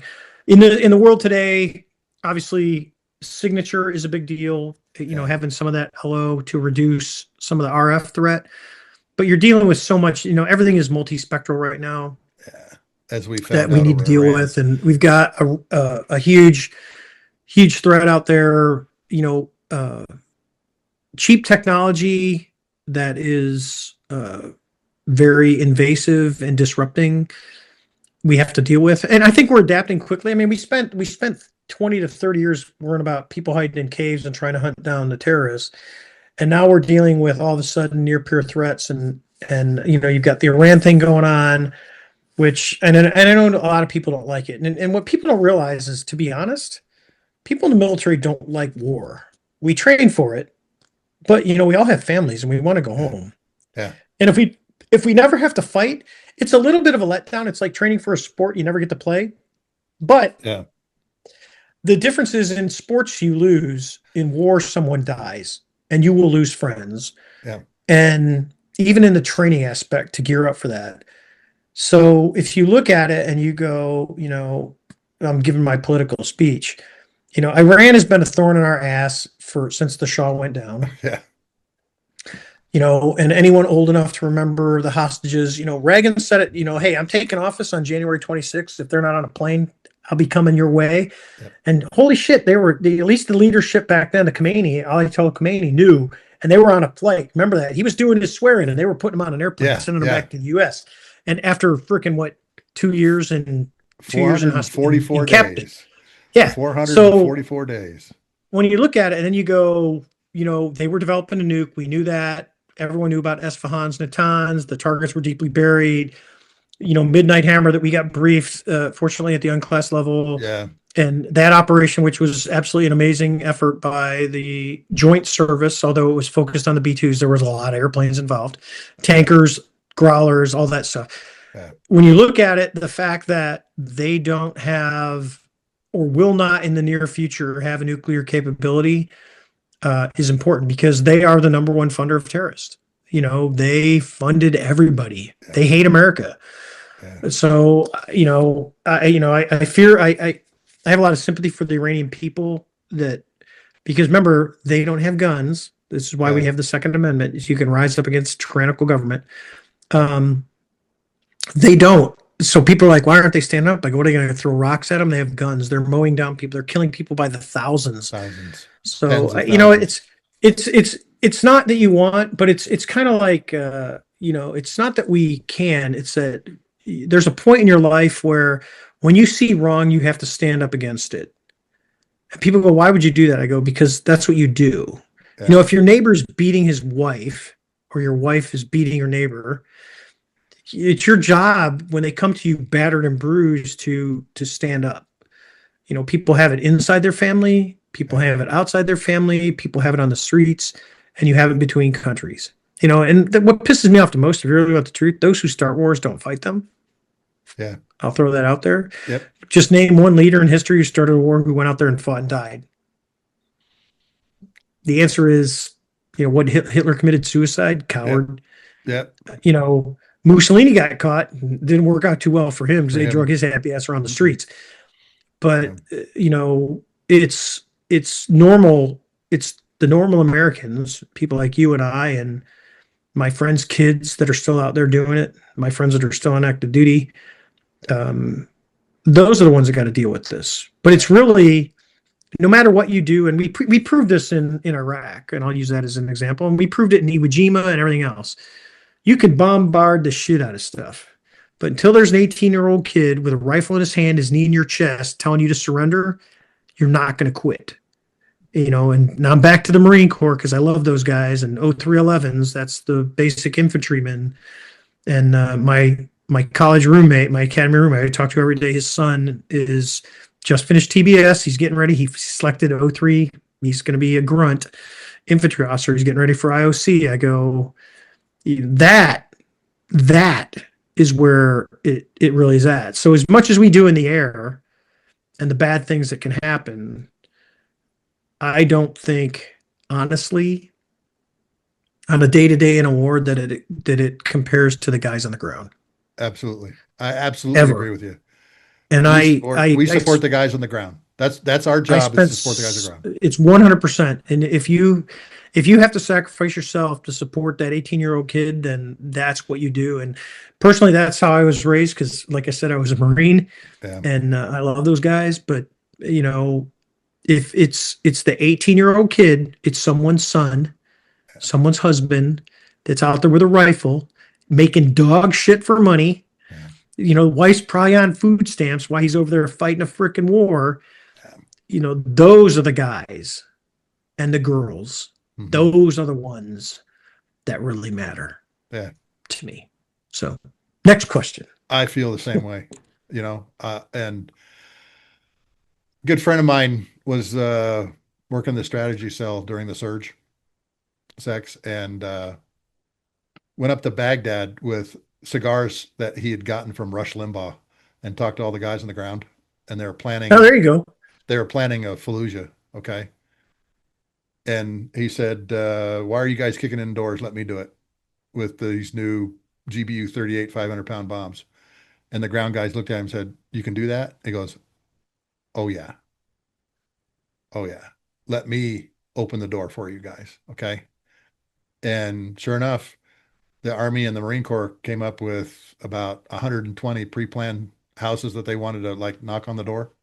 All right. And they did it with a GBU 38 that just, I mean, they were brand new almost. And all of those guys told him, he says, you don't know how many lives you saved with what you just did for us. Oh yeah. We used to talk to him all the time. The Army guys were always amazed. I'd be like, hey, I remember being overhead, we were supporting them. And I said, hey, you got a couple of guys in man dresses coming up. They're like, yeah, we got them. And then I said, hey, where are you at? He goes, I'm in the truck. I go, I got you. I go, you stand in the back, stand up. He's like, can you see me? I go, yeah, I go, wave. I go, yeah, I got you. I'm looking right at you right now, talking to you, because we look at him on the targeting flare. So, yeah, I try to explain it to my guys because you get frustrated at times where you're not being able to blow shit up. And I said, it's never about you. It's about the 18-year-old kid with a rifle in his hand. And if you haven't been there, you got to remember my initial indoctrination into the military was a brand new, like just turned. I literally left 2 days after my 18th birthday. It's because my parents wouldn't let me quit high school. I could have graduated, but I wanted to leave earlier and they didn't let me. And because I was only 17. But I was like, no, this is, you know, every once in a while, you know where you belong. Yeah. And I knew I belonged. I remember going to Disney. My grandmother lived in Florida, And I'm kind of a lower middle class kid, but it's when they still had tickets at Disneyland. It wasn't outrageously expensive. And I remember seeing two Marines in their dress blues. Yeah. And this is Vietnam where, people were spitting on guys like that. Yeah. And I was just like, I was in awe. I was like, yeah, that's finer uniform too, by the way. Oh no, the enlisted Marine dress blues. Oh my God. Best uniform on the planet. Yeah. Yeah. You know why we wear it? Chicks dig it. But yeah, like I told my buddy he's a retired colonel. We flew together. We went to flight school together, and because Navy and Marines go together. And I said, even graduating the academy, which is a very proud day in anyone's life, I go, no, graduating Marine Corps boot camp. Yeah. After 3 months of that is one of the most. It's probably, from a military stand, it's the most rewarding day of my life. Not getting winged, not being a CO, not graduating the Naval Academy, but PFC, Private First Class Fravor, Platoon 2075, 2nd Battalion Echo Company. That day. Yeah. That day that was an accomplishment. Yeah. Yeah, it literally set everything else in motion. Yeah. And gave me what I have today. Yeah. And you have no idea how fortunate I am and how honored I am to have had that opportunity. You still got your white hat? You still got from Marines? Your big white cover, the white. No, cover? I have. What do I have from the Marines? I have pictures. I just went through all my mom had my dress blues, and I don't know what she did with them because I don't know where they're at. But I have a lot of pictures. Like I found all the pictures when my mom and dad came for graduation with my grandmother and my great aunt, and I walked them around MCRUD but me and my buddy Dan. So it was good. And then, my buddy Dan and I were in Memphis together because he was a hydraulic servicing cart. That's what he went to school for. And then my wife and I, because we all went to high school together, went and saw Dan when I was at the academy and he was finishing up his 4-year enlistment. And, but it's till the day we die, as you know, it's like Dan and I share that bond. We were in my platoon. I was in the honor platoon. I want to brag. We had everything. And I will name, we had Staff Sergeant Dixon, Senior Drill Instructor, Staff Sergeant Wilson, Drill Instructor Sergeant DeGuizo, and Drill Instructor Corporal Frank. Those are my DIs, 1982, from August 15th until November, I think it was November 5th. Platoon 2075, and we won everything. We were the honor platoon. We won it all. Excellent. And it was, very, very fond memories of that. So any young kids out there listening to this. Yeah, go ahead. I want to go back to the Super Hornet just real quick. So you got the brand new Block 26s literally right off the line. Yes. Right? Okay. Yep. Did they have the new AESA radars and all those kinds of good things? No. So the AESA got delayed. Okay. And then, so they had kept upgrading the cooling system because the AESA takes a lot of cooling. So they didn't hit till lot 20. The latter lot 28s, the original lot 28s didn't have, they still had 79s. Mm-hmm. And then the latter lot 28s. It's funny, I had a guy that worked for me at the RTU, Cato. Cato ran Team Rubicon, the veterans that go out and help disaster areas. Oh, yeah. So Cato ran it. Cato's a Top Gun guy. Worked for me at 122. Dude, one of the best, if not, he's just incredible individual. Cato and I went to the APG-79 rollout, and I'm not a big acquisition guy, so we were hanging there and they're all high-fiving and they did all this. And I looked at Cato because there's only two war fighters in the room, him and I, because I'm getting ready to go be XOCO and he's getting ready to go be a department head. And I said, I looked at Cato. I said, Cato, you're the only guy in this room that will actually command a squadron that has these radars. And when the slate came out, originally he didn't have it. He was going to one of the squadrons with a mechanically scanned, and they changed the slate. And he went to VFA-22, and he ended up deploying in one of the first squadrons with the APG-79 ACE radar. And he looked at me, he called me, he goes, Sex, your vision came true. I said, I know. I go, it's how you can tell. You're it. And it was to have a guy like that in charge of a squadron with new technology, because you start writing, you work with Top Gun, you write the stand on how you're going to employ it. It's like the Air Force is a little different because you guys, you guys have test guys that actually are operational, like Top Gun guys, the Nellis guys. Yeah. That are very close with Top Gun. Yeah, the 422nd. Yep, the 422. So they work with Top Gun a lot. Yeah. The Navy's not set up that way. So we have Top Gun. I'll give you a true story. So when the Super Hornet came out and they were getting Fs, they were trying to work up the crew standardization. And they were basing it all on the radar. Well, the radar wasn't going to come around for another 4 years. But when they did it, we have a thing called a Cat 4 syllabus, which is you get 10 hours in the airplane, you get stamped, you can fly in the airplane, you're good to go. When they gave out all the Cat 4s, they gave them to people that, like, hey, you saw a Super Hornet, you can get one. But they totally neglected Top Gun. Well, when I was at the RAG, the RTU, I had told I was kind of pissed because I had everybody and their mother come through. Well, the rule was when the class started on Monday morning, if you weren't there, you were out. If you weren't there at 8 o'clock in the morning, you're done. That was the rule. And we held hard to it. Mm-hmm. But being the guy that held the clout, and my friend Judy, who ran the simulator building, who ran all the new classes, we knew. So I had agreement with the guys at Top Gun because I was trying to get a bunch of the Wizzos through so they could actually make the crew stand decisions. So on Monday, Judy would call me and say, I had 2 not show up. And I would literally pick up the phone and I would call Top Gun. I go, send me 2. I said, who's coming? They tell me. I go, get them here. They're good. They need to be here by tomorrow morning. And they would literally tell guys, like, you're done. Get your shit. Go. It's 6 hours from Fallon to Lemoore. It's a 6-hour drive. Yeah. They would jump in their cars. They would drive down. And I trained the initial cadre of Wizzos, because I was a Top Gun guy, the initial cadre of Wizzos that all flew the Super Hornet. I basically behind the back door, I got them all qualled. The irony is one of the guys that I'd cruised with on Lincoln is now the admiral in Fallon that runs all of NAUTIC, which is the Naval Air Warfare Development Center, which is Top Gun and Top Dome and Havoc for the Prowlers. Because now the Navy has went the way the Air Force, you guys have a weapons school for everything. We don't, yeah.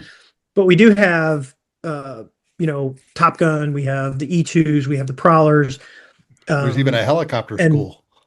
Yeah, and then Pepper McCoy, who's now Sinatra, Pepper was NAUTIC, and he started bringing in the ship controllers, the Aegis guys, to go through the school. We did that in Japan when I was there. I actually set that up in Japan. Not related. What Pepper did was he started when the air wing goes to work up, instead of just the air wing showing up, he started bringing the ship controllers in and schooling them in the way. So a huge upgrade in Navy training. So the training at Fallon, which is the Navy area, and you know that Nellis is the Knitter, the Nellis training range is test and training range. Those two are very similar, and contrary to what some people, the schoolhouses are talking. A lot. Like the Air Force, your schools are longer. Your weapons schools are 6 months at a pop. They do 2 WISNs a day, a year. 19 weeks. So the Navy we're more flying and less academics. You guys are a lot more academics and less flying. But I think Top Gun is now to 12 weeks because there's the 4th gen, the 5th gen, the 4th, 5th gen. Yeah. How do you integrate all this stuff with F-35s? Yeah. So there's a whole layer, so we went through, it was 10, now it's 12. So they only do the 3 classes. I think they do 3, maybe 4. I think it's only 3 because then the Top Gun guys, just like the Nellis guys, they got it. They talk to the fleet and they do all those things. Don't quote me on it. I mean, I can call Powder and ask, but that's kind of how it is, and it's.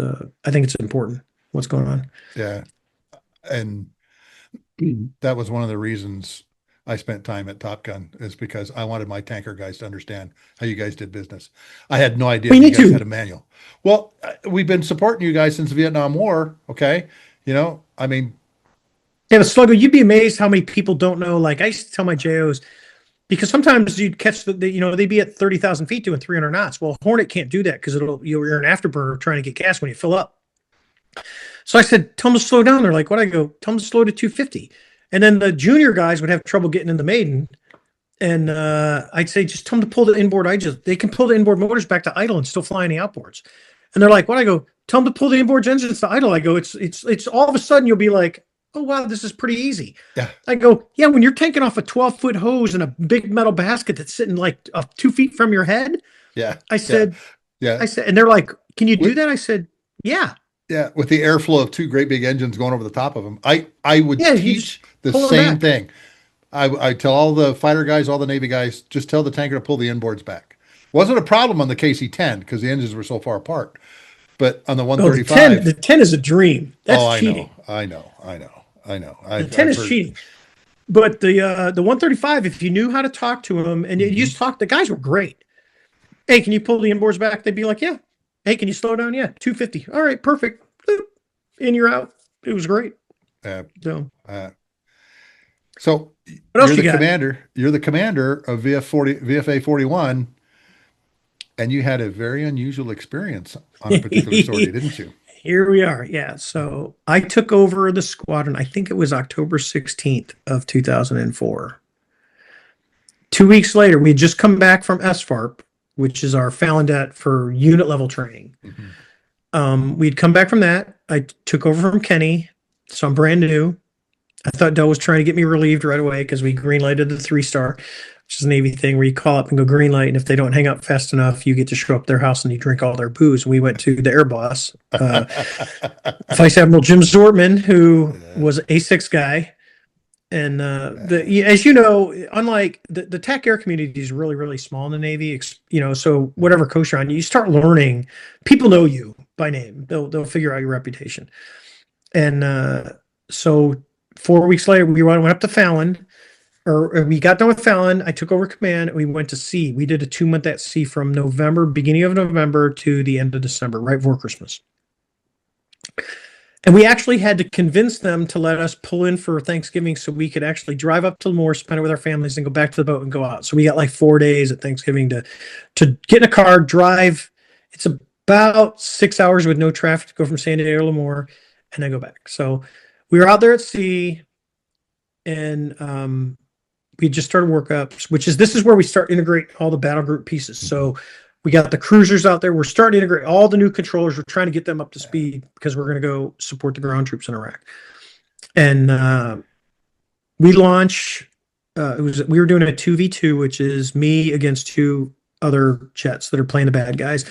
The bad guys were the Marines out of 232. It was Cheeks, the CO, and I don't know who I can't remember who the JO was at the time.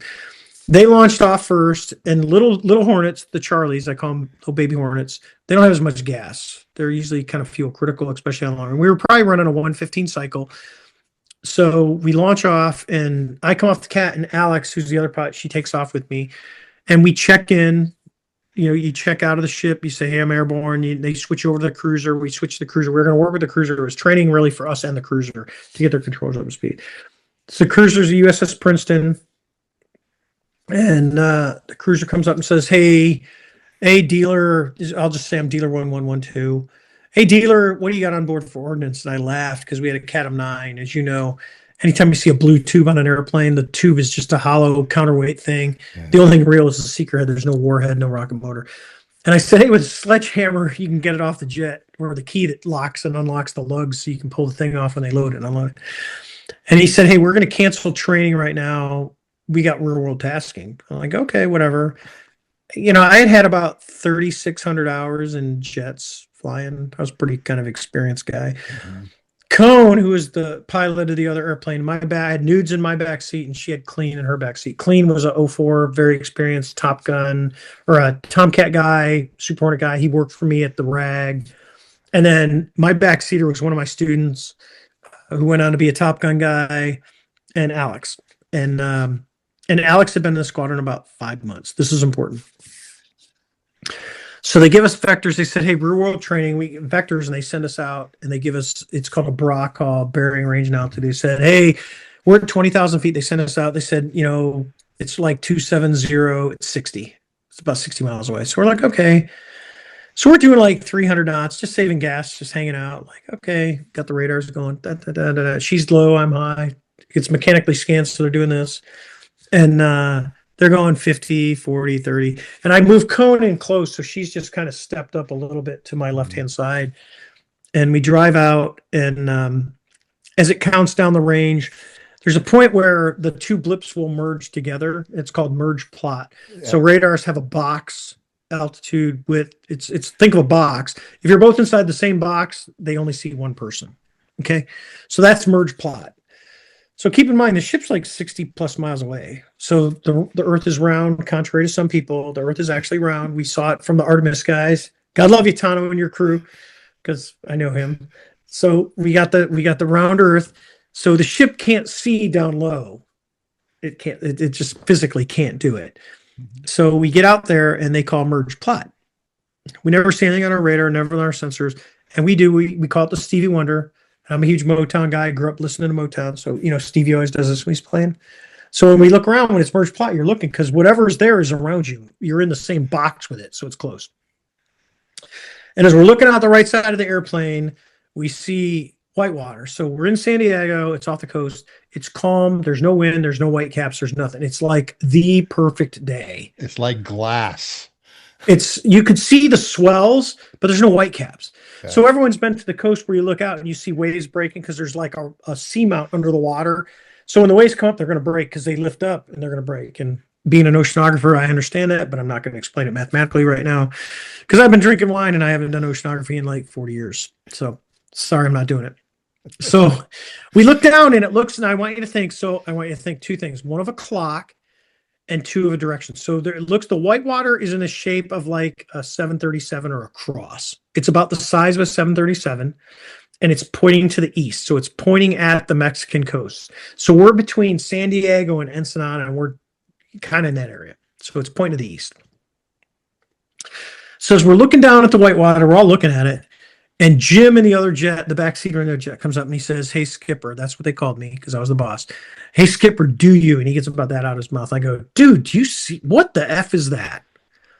And we see the Tic Tac, and the Tic Tac's pointing north-south.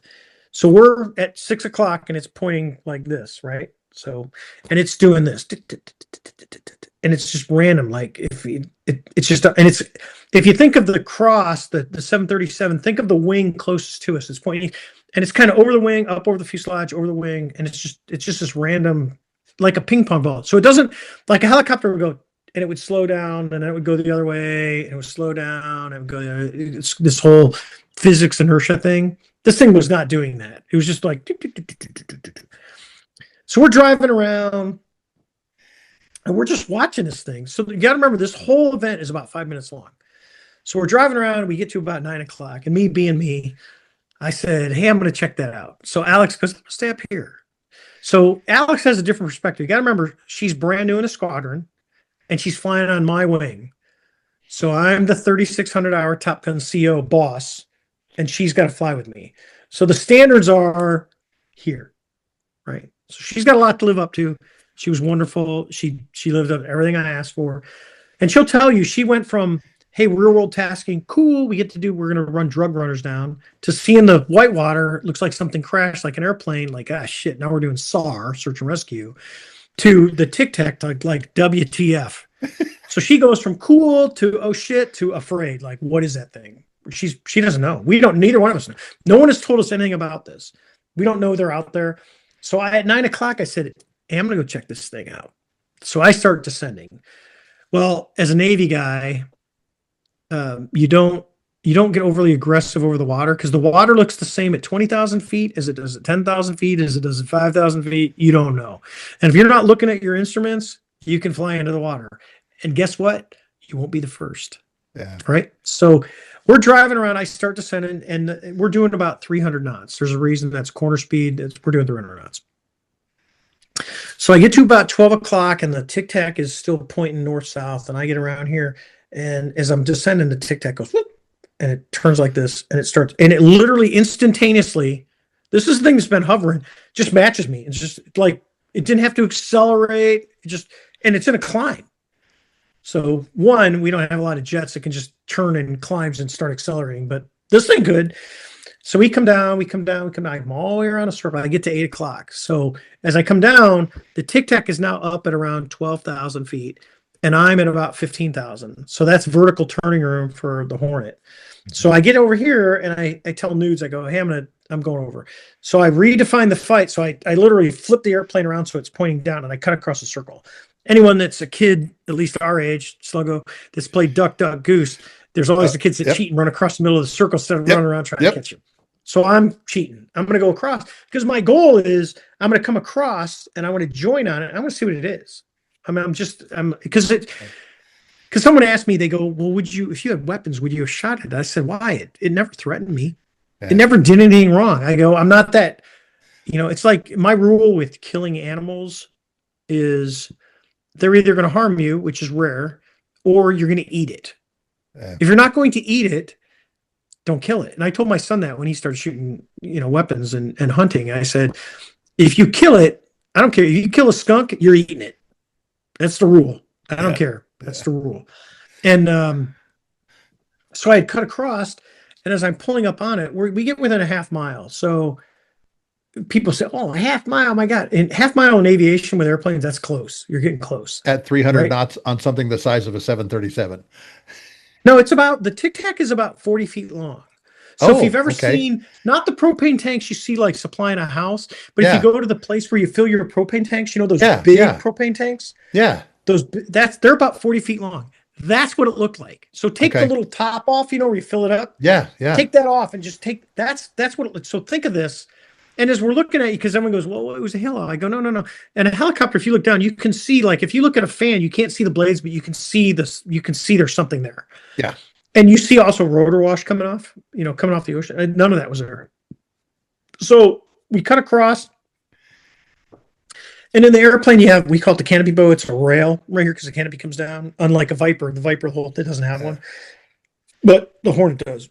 So you got the canopy bow.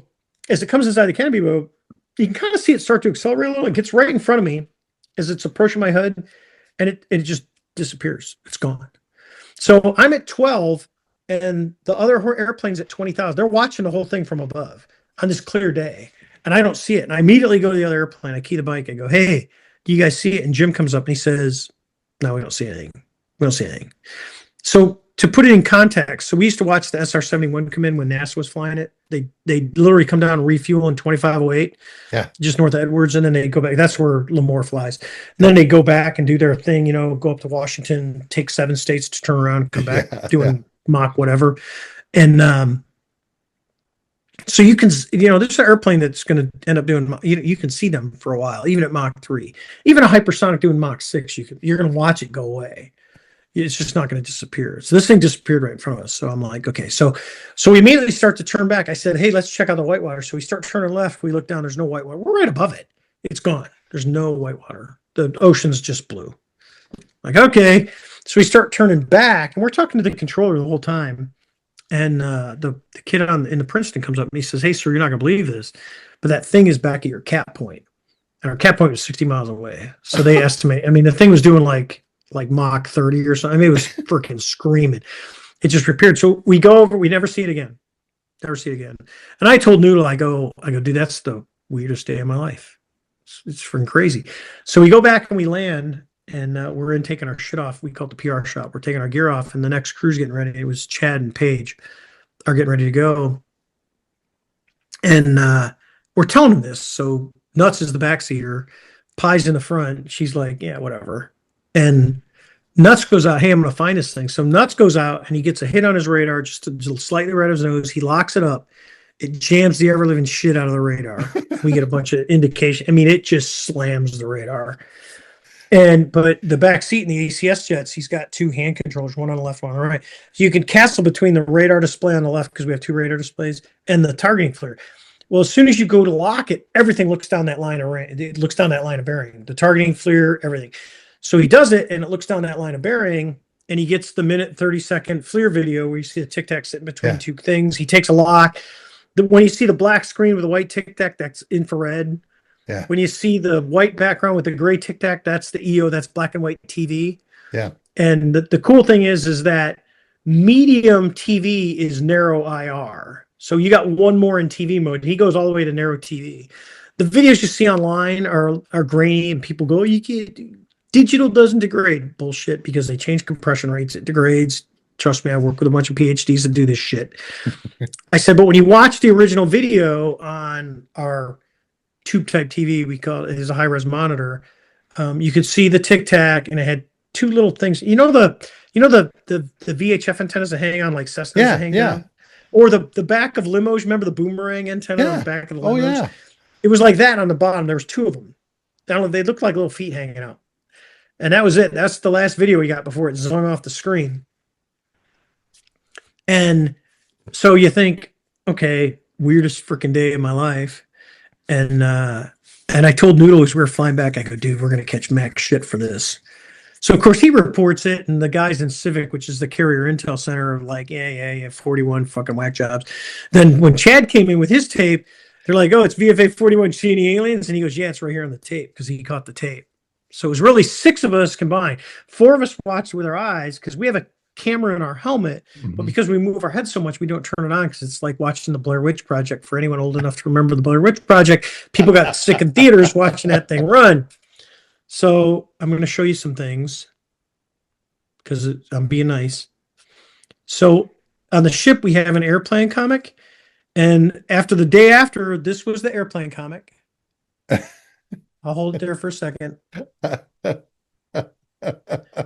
You saw this the other day, like a couple weeks ago. I showed it to you. You showed it to me. And then 2 days after, we got this. I'm not going to show it long, but it's kind of a Men in Black thing of me and my backseater, and it was November 16th. So nothing happened. So I want to clarify some things on your podcast, because there's some people saying other things. The Men in Black never showed up. They didn't come and confiscate all our shit.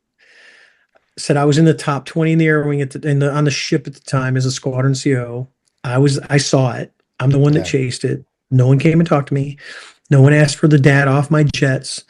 I know the CO and XO of the E2 squadron. I just talked to them a few months ago. So it didn't happen. So fast forward. So I retired. I retired in October of 2006. Halloween of 2006 was my last day in the military. And I started working, and I was consulting, doing stuff. Yeah. And I was at a conference, and I was at a meeting with someone who's kind of in the know on a lot of stuff, kind of inside the government. And I asked her, hey, I said, I had this incident. So she laughed. She said, hey, send me your stuff. So I sent it to her AOL account. Believe it or not, because AOL was still around. And I sent it to her, and I said, and I didn't think anything of it. And I was working, and I got a call on my cell phone from a guy named Jay, happened to be Jay Stratton.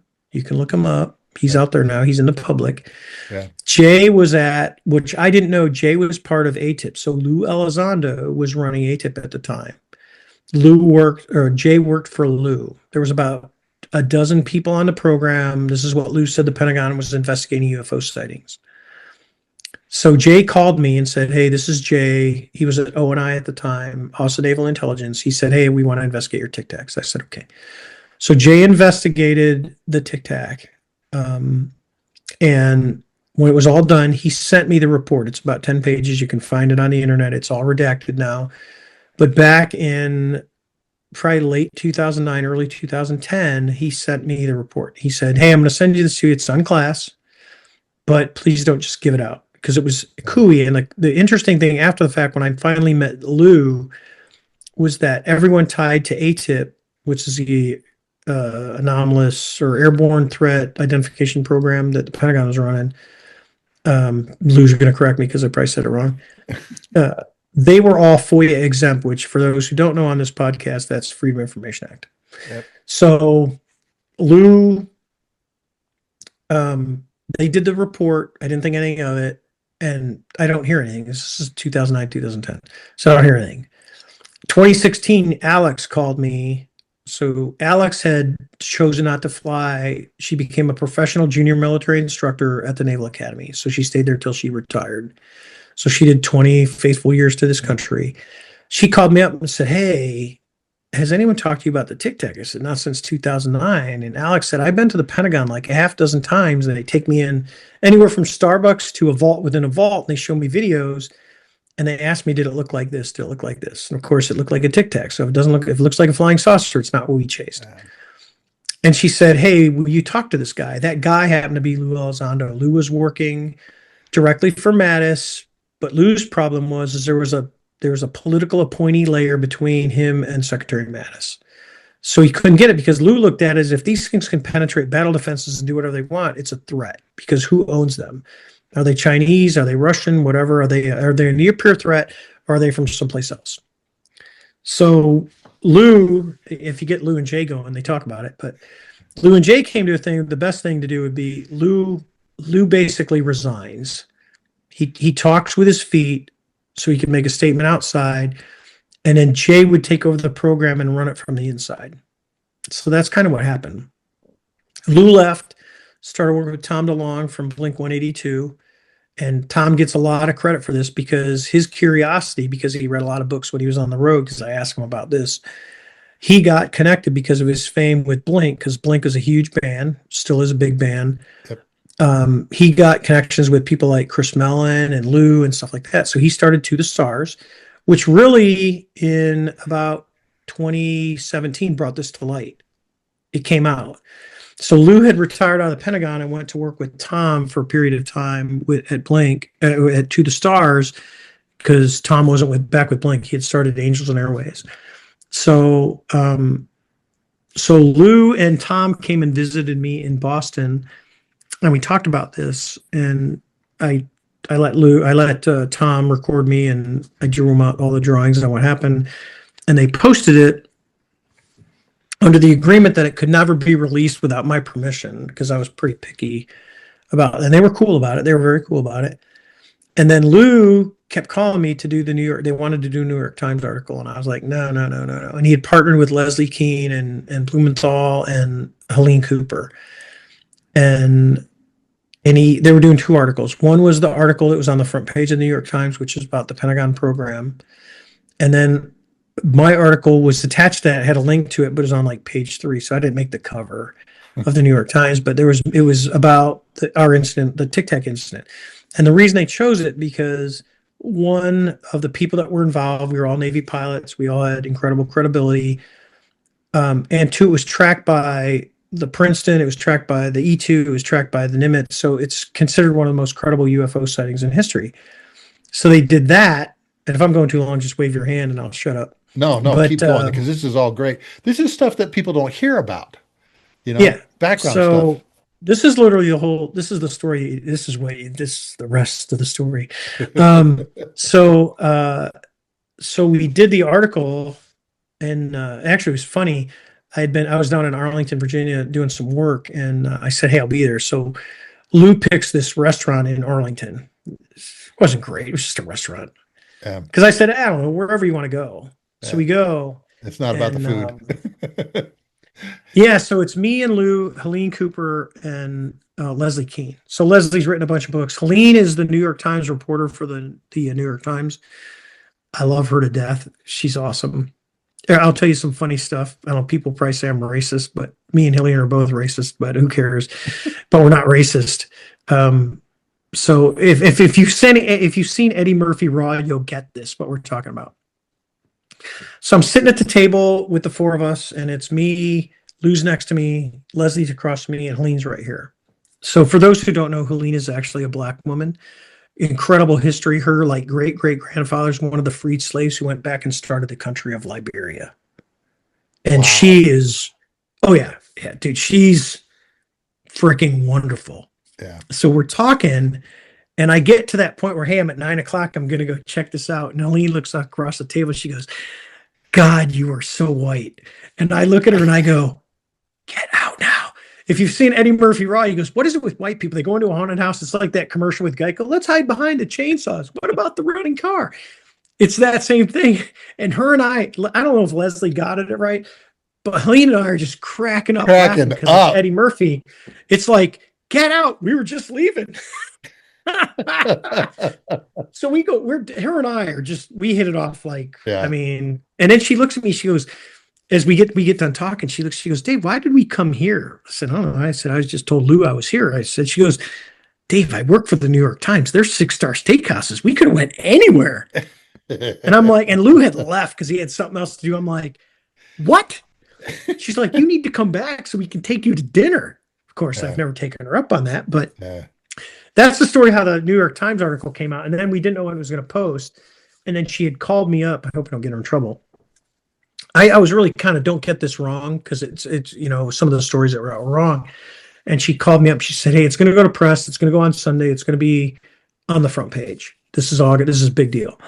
Front page of the New York Times and I totally underestimated the impact of a New York Times article. It's huge. It's gigantic, right? That and Joe Rogan, huge. Rogan is actually bigger because he sees way more people, but we'll get to that later. And so she calls me, and she actually read me the articles. She goes, Dave, I want to make sure this is right before we publish it, because my publisher, we normally don't do this. I said, no. She read it to me. I said, thank you. It's good. They post it. That's a sign of great journalism. Well, I have nothing but good things to say about her. And I know the Times can be a little bit on the liberal side, but no, she is a real journalist. She really cares. She is the sweetest person. And I'll remember her till probably the day I die, because she had a big impact. And Leslie too, because I talked to Leslie a lot. But that's how the article hit. And then the cool thing is because I did that, and then the Post called me, the Washington Post and the London Sun-Times. I did a few articles, but it changed that article. And a lot of people don't realize this. That article changed the view of UFOs in DC. That article and the 60 Minutes episode. So I ended up talking to Mark Kelly, Senator Kelly, who was also an A6 guy. He had called because he was asking some questions. And he said, Dave, his brother, who's an astronaut, were watching 60 Minutes. And he told me, he said, we were watching it and you came on. He goes, oh my God, someone credible talking about UFOs. And I kind of laugh. And I said, well, yeah. He said, a lot of that, and I've been told this by multiple people, and hopefully he's not mad that I mentioned him. But it changed the view in DC among Congress. So now you've got Tim Burchett from Tennessee, and Burleson from Missouri, and Congressman Luna from Florida. I mean, we did the congressional hearing. It was bipartisan, and there was no Oregon. It was literally everyone was asking legitimate questions on, is this a concern? So, I will say I'm a conservative. Kristen Gillibrand, senator from New York, who I'd say she's probably a little more left than me. She's into it. She's a big supporter of veterans. So there's things that we look at Congress and we choose of, oh, that person's a Democrat or that's a Republican. I go, there's a lot of things that they're actually kind of in tune on. And you look going, well, like if I was it, I'd be like, oh, Kristen's a Democrat. But from a veteran side, they're very supportive. Like Mark Kelly, who is a pilot, he's obviously a Democratic senator from Arizona, but a big supporter of veterans. I've texted him on other issues. They actually included the incinerator people in Japan in the burn pit.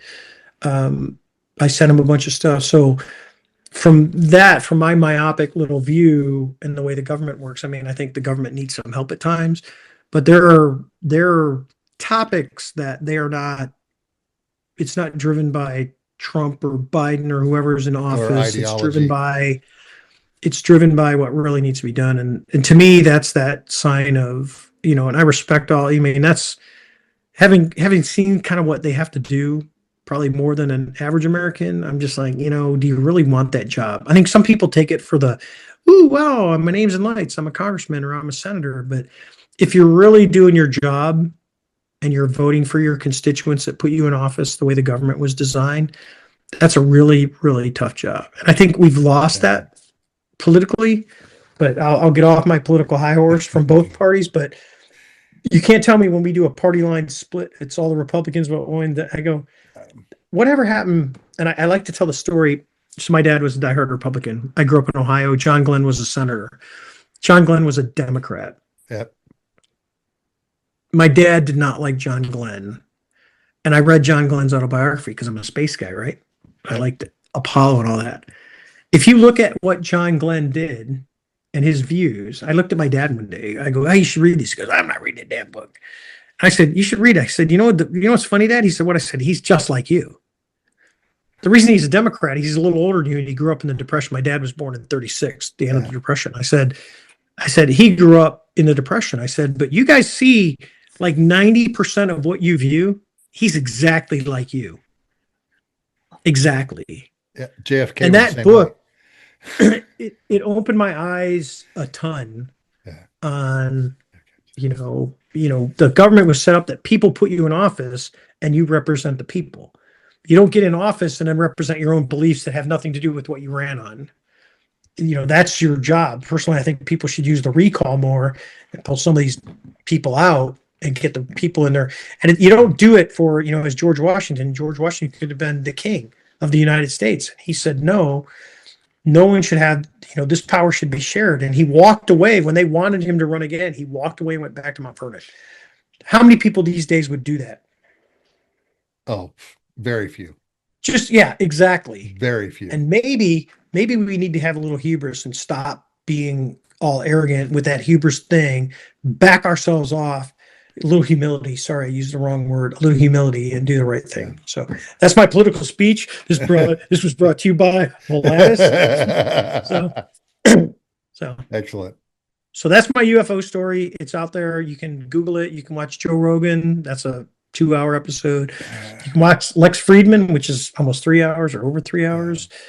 But I don't talk as much as people say I talk all the time. I really don't talk that much.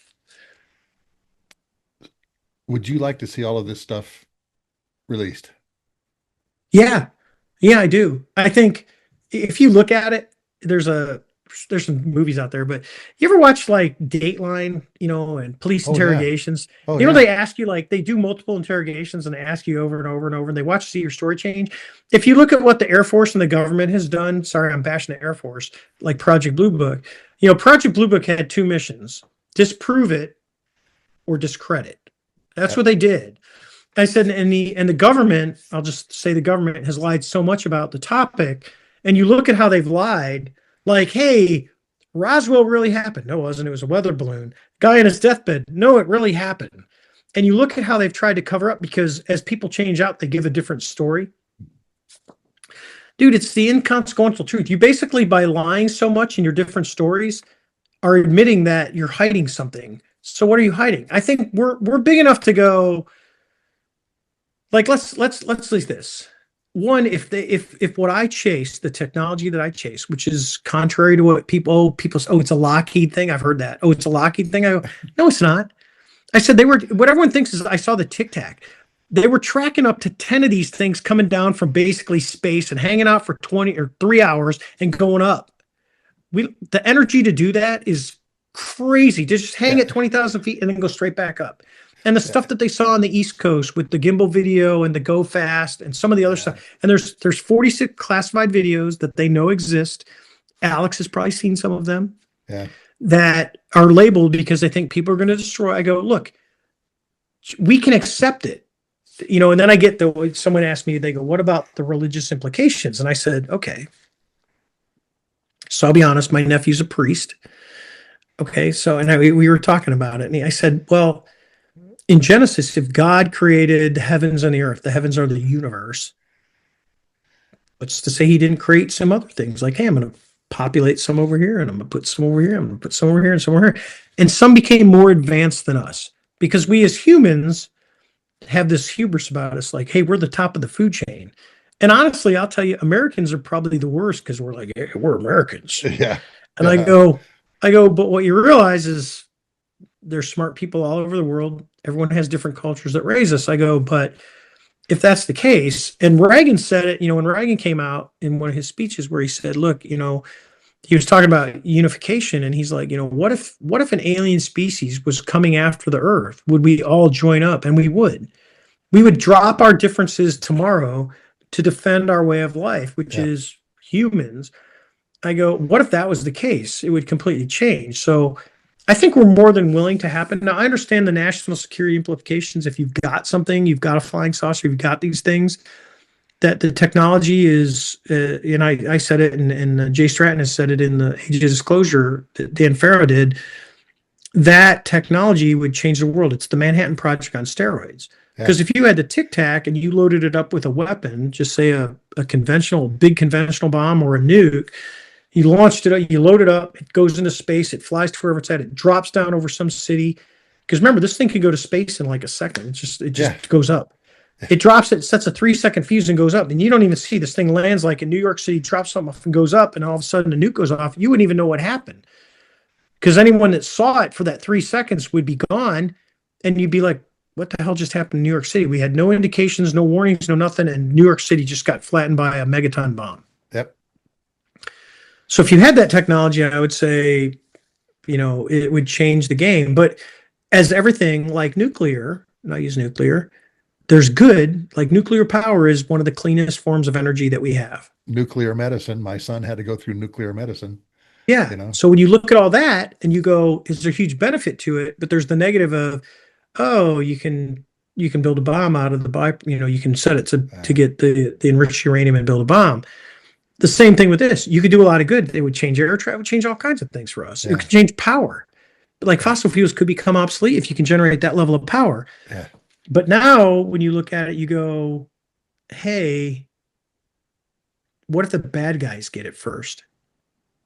What are they going to use it for? Like, just look at the nukes. And you can look, the U.S. is the only country that's ever dropped a nuke on a country that it also ended a war. What if Hitler would have got it? Sprechen Sie Deutsch? Yeah. That's exactly what it would have been. Yeah. Or Qasem You'd be Soleimani dead has one. or speaking German. Yeah. Qasem Soleimani gets a hold of it. Yeah. What if Iran gets one and then they give it to the terrorists? Yeah. Where's it going to show up? Because we think we detect everything and we do a really good job, our law enforcement and DHS and the guys at ICE and people, you don't like ICE. I love those guys. People don't realize what came across the borders. And it wasn't just, everyone goes, it's, they're coming from South America and stuff. And no, they ain't. No, they were coming from China. They were coming from everywhere. Everywhere. They were just coming across the southern border because it was open. And they were coming across the northern border too, and no one looks at that. Yep. So when we get into that, there's a reason those guys are against the adversarial people that are trying to block them. They're doing a lot of work that needs to be done. And people disagree. And I really don't care. And I'm an old man and I have my beliefs and I don't even voice all of them on the show. Yeah. But it is what it is. So And here's another aspect of this too. Okay. What's the humanitarian stuff that we could do with that kind of technology? You could change life. You could change the world. Somebody in Micronesia has a heart problem and we can get him to LA in what, under 30 seconds? Yeah. You can do all kinds of things with it. You could just the ability to generate that power is incredible. And people shy off of it. And you go, well, why wouldn't you want that? But remember, with the good comes the evil. It's just like power. You can get power and do good, and you can get power and turn evil, and you can control. Hence, there's good kings in history, and there's bad kings in history. Yeah. And there's people that ran countries that were good and a king, and there's dictators like Hitler who just literally put his thumb on everything and ruled it his way. And there's a lot of those people, and people argue like, well, we don't need this. I go, here's what you don't understand. There are bad people in the world, and there will always be bad people in the world. And we need to be able to defend against those bad people. Yep. I totally agree with you, man. And I hope they release it all. I hope they just say, Tulsi Gabbard just says, here it all is. Okay. Here's all 46 tapes. Here's all this stuff, Dude, start with Roswell. Just tell us it was real. Yeah. Just show us some of the scrap going, yep, here it is. I mean, there's stuff all around the world. We've got records They went out, Lou got records from places in South America. I think Italy gave them a bunch of stuff because we know that China has a program. We know Russia has a program. We know we have a program. And if you haven't seen Age of Disclosure, Dan Farrar, it's available on Prime. I'm giving the pitch.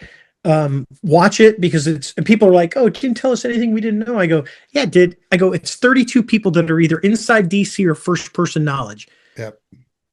It's not, Joe Bob talking about it and this and that. I go, it's people in the government that are trying to get to the root bottom of this.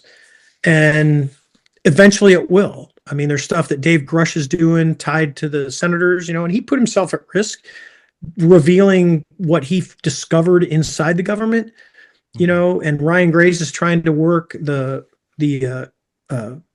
Americans for Safe Aerospace, which is the commercial air traffic, because these things, my buds that are commercial pilots are coming up to me going, dude, I see shit all the time. And these are guys that I flew with, these are Top Gun guys. So, where are we at and what's going on? Because, people, oh, it's this. I go, no, it's not. Like satellites go the same direction. They spin around the earth the same direction. I go, when you see something going this way and then it stops and goes the other way and stops and goes the other way. And like my brother-in-law was a UPS captain and he was doing a lot of Pacific stuff flying across the ocean. And he's like, dude, I'd see lights and they'd be like, do, do, do, do, do. When you're flying at 30,000 feet and there's shit above you, there's not a lot of shit above you that does that and goes, guys are filming it on their cell phones. I mean, I forget how many thousands of reports Ryan has gotten with Americans for Safe Aerospace. You can Google Ryan Graves and ASA, the work that he's doing. But there's a lot of effort going on, and there's a lot of effort inside of DC. There's a lot of work by congressmen and senators trying to get stuff going. Yeah. But then you're against the other people that don't want you to have it, which is the people that are funding like the defense groups that maybe have the technology, they're making money on it, they don't want to give it up. And they're funding their political action committee and the senators, they're getting funded and the defense guys are going, hey, you can't talk about this. You need to back off because we're funding you, and it's, let's face it, Congress is the worst because the Congress, not Congress, but not the Senate, but the House, that's every 2 years. Those guys are in a constant reelection cycle. Yeah. The Senate's a little different because they got 6 years. They can get in and rest a little bit. They don't have to start campaigning for a few years. Yeah. Personally, I think Congress should be 4 years. I think you should put term limits on it, and just be done with it. But I don't know if they'll ever vote term limits because it's a cash cow and you can insider trade and do all kinds of cool things. I'll throw that out there. As we're finding out. Oh yeah! No, come on. Your portfolio went 300% this year. If you did 300%, you'd be investigated by the SEC. Yep. So, hey, brother, we've been going almost 3 hours, man. Yeah. Sorry, I talked too long. You know what? It's been fabulous. A fabulous discussion, man. And I've really enjoyed it, man. And I appreciate you. I appreciate you doing this, okay? Because I was, to be quite honest with you, hesitant because I thought, he's talked about this. A lot of people have talked about it. A lot of crazy people have come up to him, and thank you. Thank you. No, I like talking about, I get tired. I'll be honest. I get tired of talking about the Tic Tac stuff because that's what people want to hear.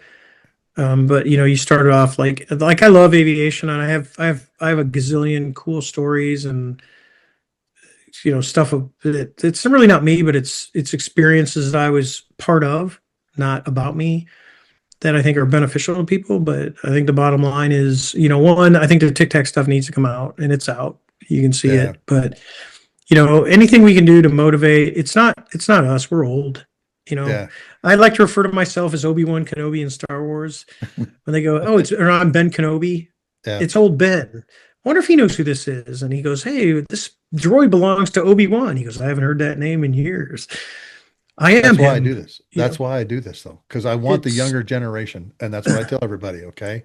That's it. How the aviation world works, okay? And to increase critical thinking skills both in the air and on the ground. That's what I say every opening. This is for the kids, really. It's motivating those kids in high school or getting ready to graduate that don't know what they're going to do. I said, I always talk, flying it's the greatest job on the planet. Oh, it is. In my world. It was one of the coolest things. And to me, you're blessed to have that opportunity to do it. But I will tell you, that the opportunity is out there. And if you really, really want it, you got to push to go get it. And one way or another, and the other thing is it doesn't really matter what you fly, because you might see, hey, I want to fly jets, but you end up flying helicopters. You're going to love flying helicopters. Yeah. You're going to love whatever your happy butt gets in, and you get to take off and leave the surly bounds of Earth and fly around. You're going to love it, whether it's at 50 feet or 50,000 feet. You're going to absolutely love it. And it's just something that, I mean, I love to do. It's probably my favorite thing to do. And I'm licensed to fly. But I fly with friends, but I didn't go commercial. Yeah. Thanks to my buddy Gooch, who told me not to do it because I have ADHD and I would be bored. And God rest his soul. Yeah. But my best friend in flight school, Marcus, and get tired of saying it. My God rest his soul. I said that a lot, but that's literally how many friends I have that were close to me that are gone. And I'm the same way.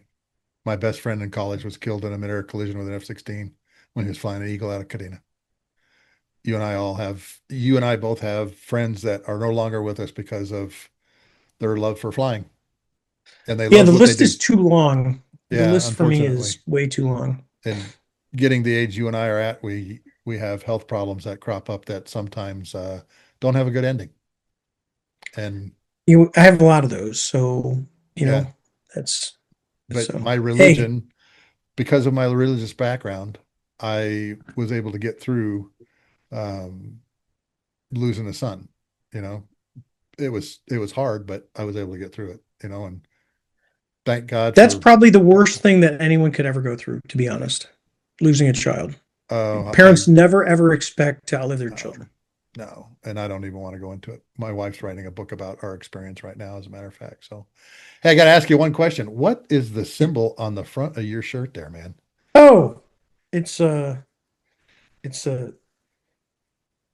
be a change maker, challenge accepted. It's a thing at work.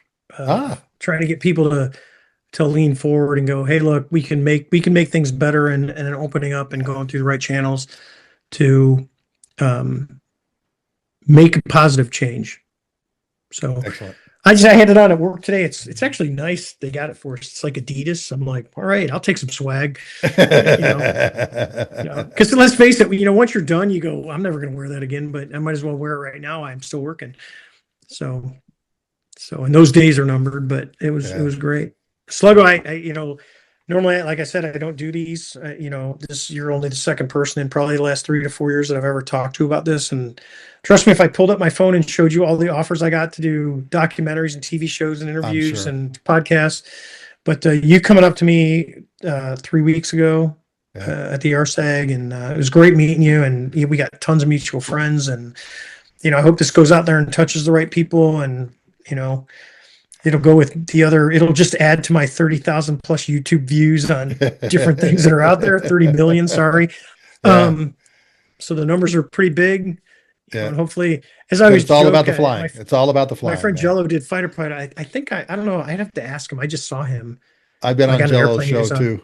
I've been on Jello's show. Oh, you've been on Jello's? I was the number one guy for a while. I don't know if I still am. It was between me and Mongo. Mongo Mangello got he's a MiG killer from Desert Storm. Yeah. And I don't know. I'd have to ask Jello. He turned it over to someone else. He's not doing it anymore. But he got on the airplane. I was sitting there I was flying back from San Diego to LA, and he got on, and I was like, people are on the airplane. I'm like, get off. We don't want you on here. And he's laughing. He's like, sex. And people are looking, and I waited till he got off, and him and I were laughing about it. But Jello, he was on Nimitz with me. Great American for what he's done. But Hey, one question. How in the world did you get the call sign sex? Oh, it started off as sexual. I got it from Captain Neck Rollo when I was in VT-21 in Kingsville. We were on a weapons det. My last name is Fravor, so it's Sexual Fravor.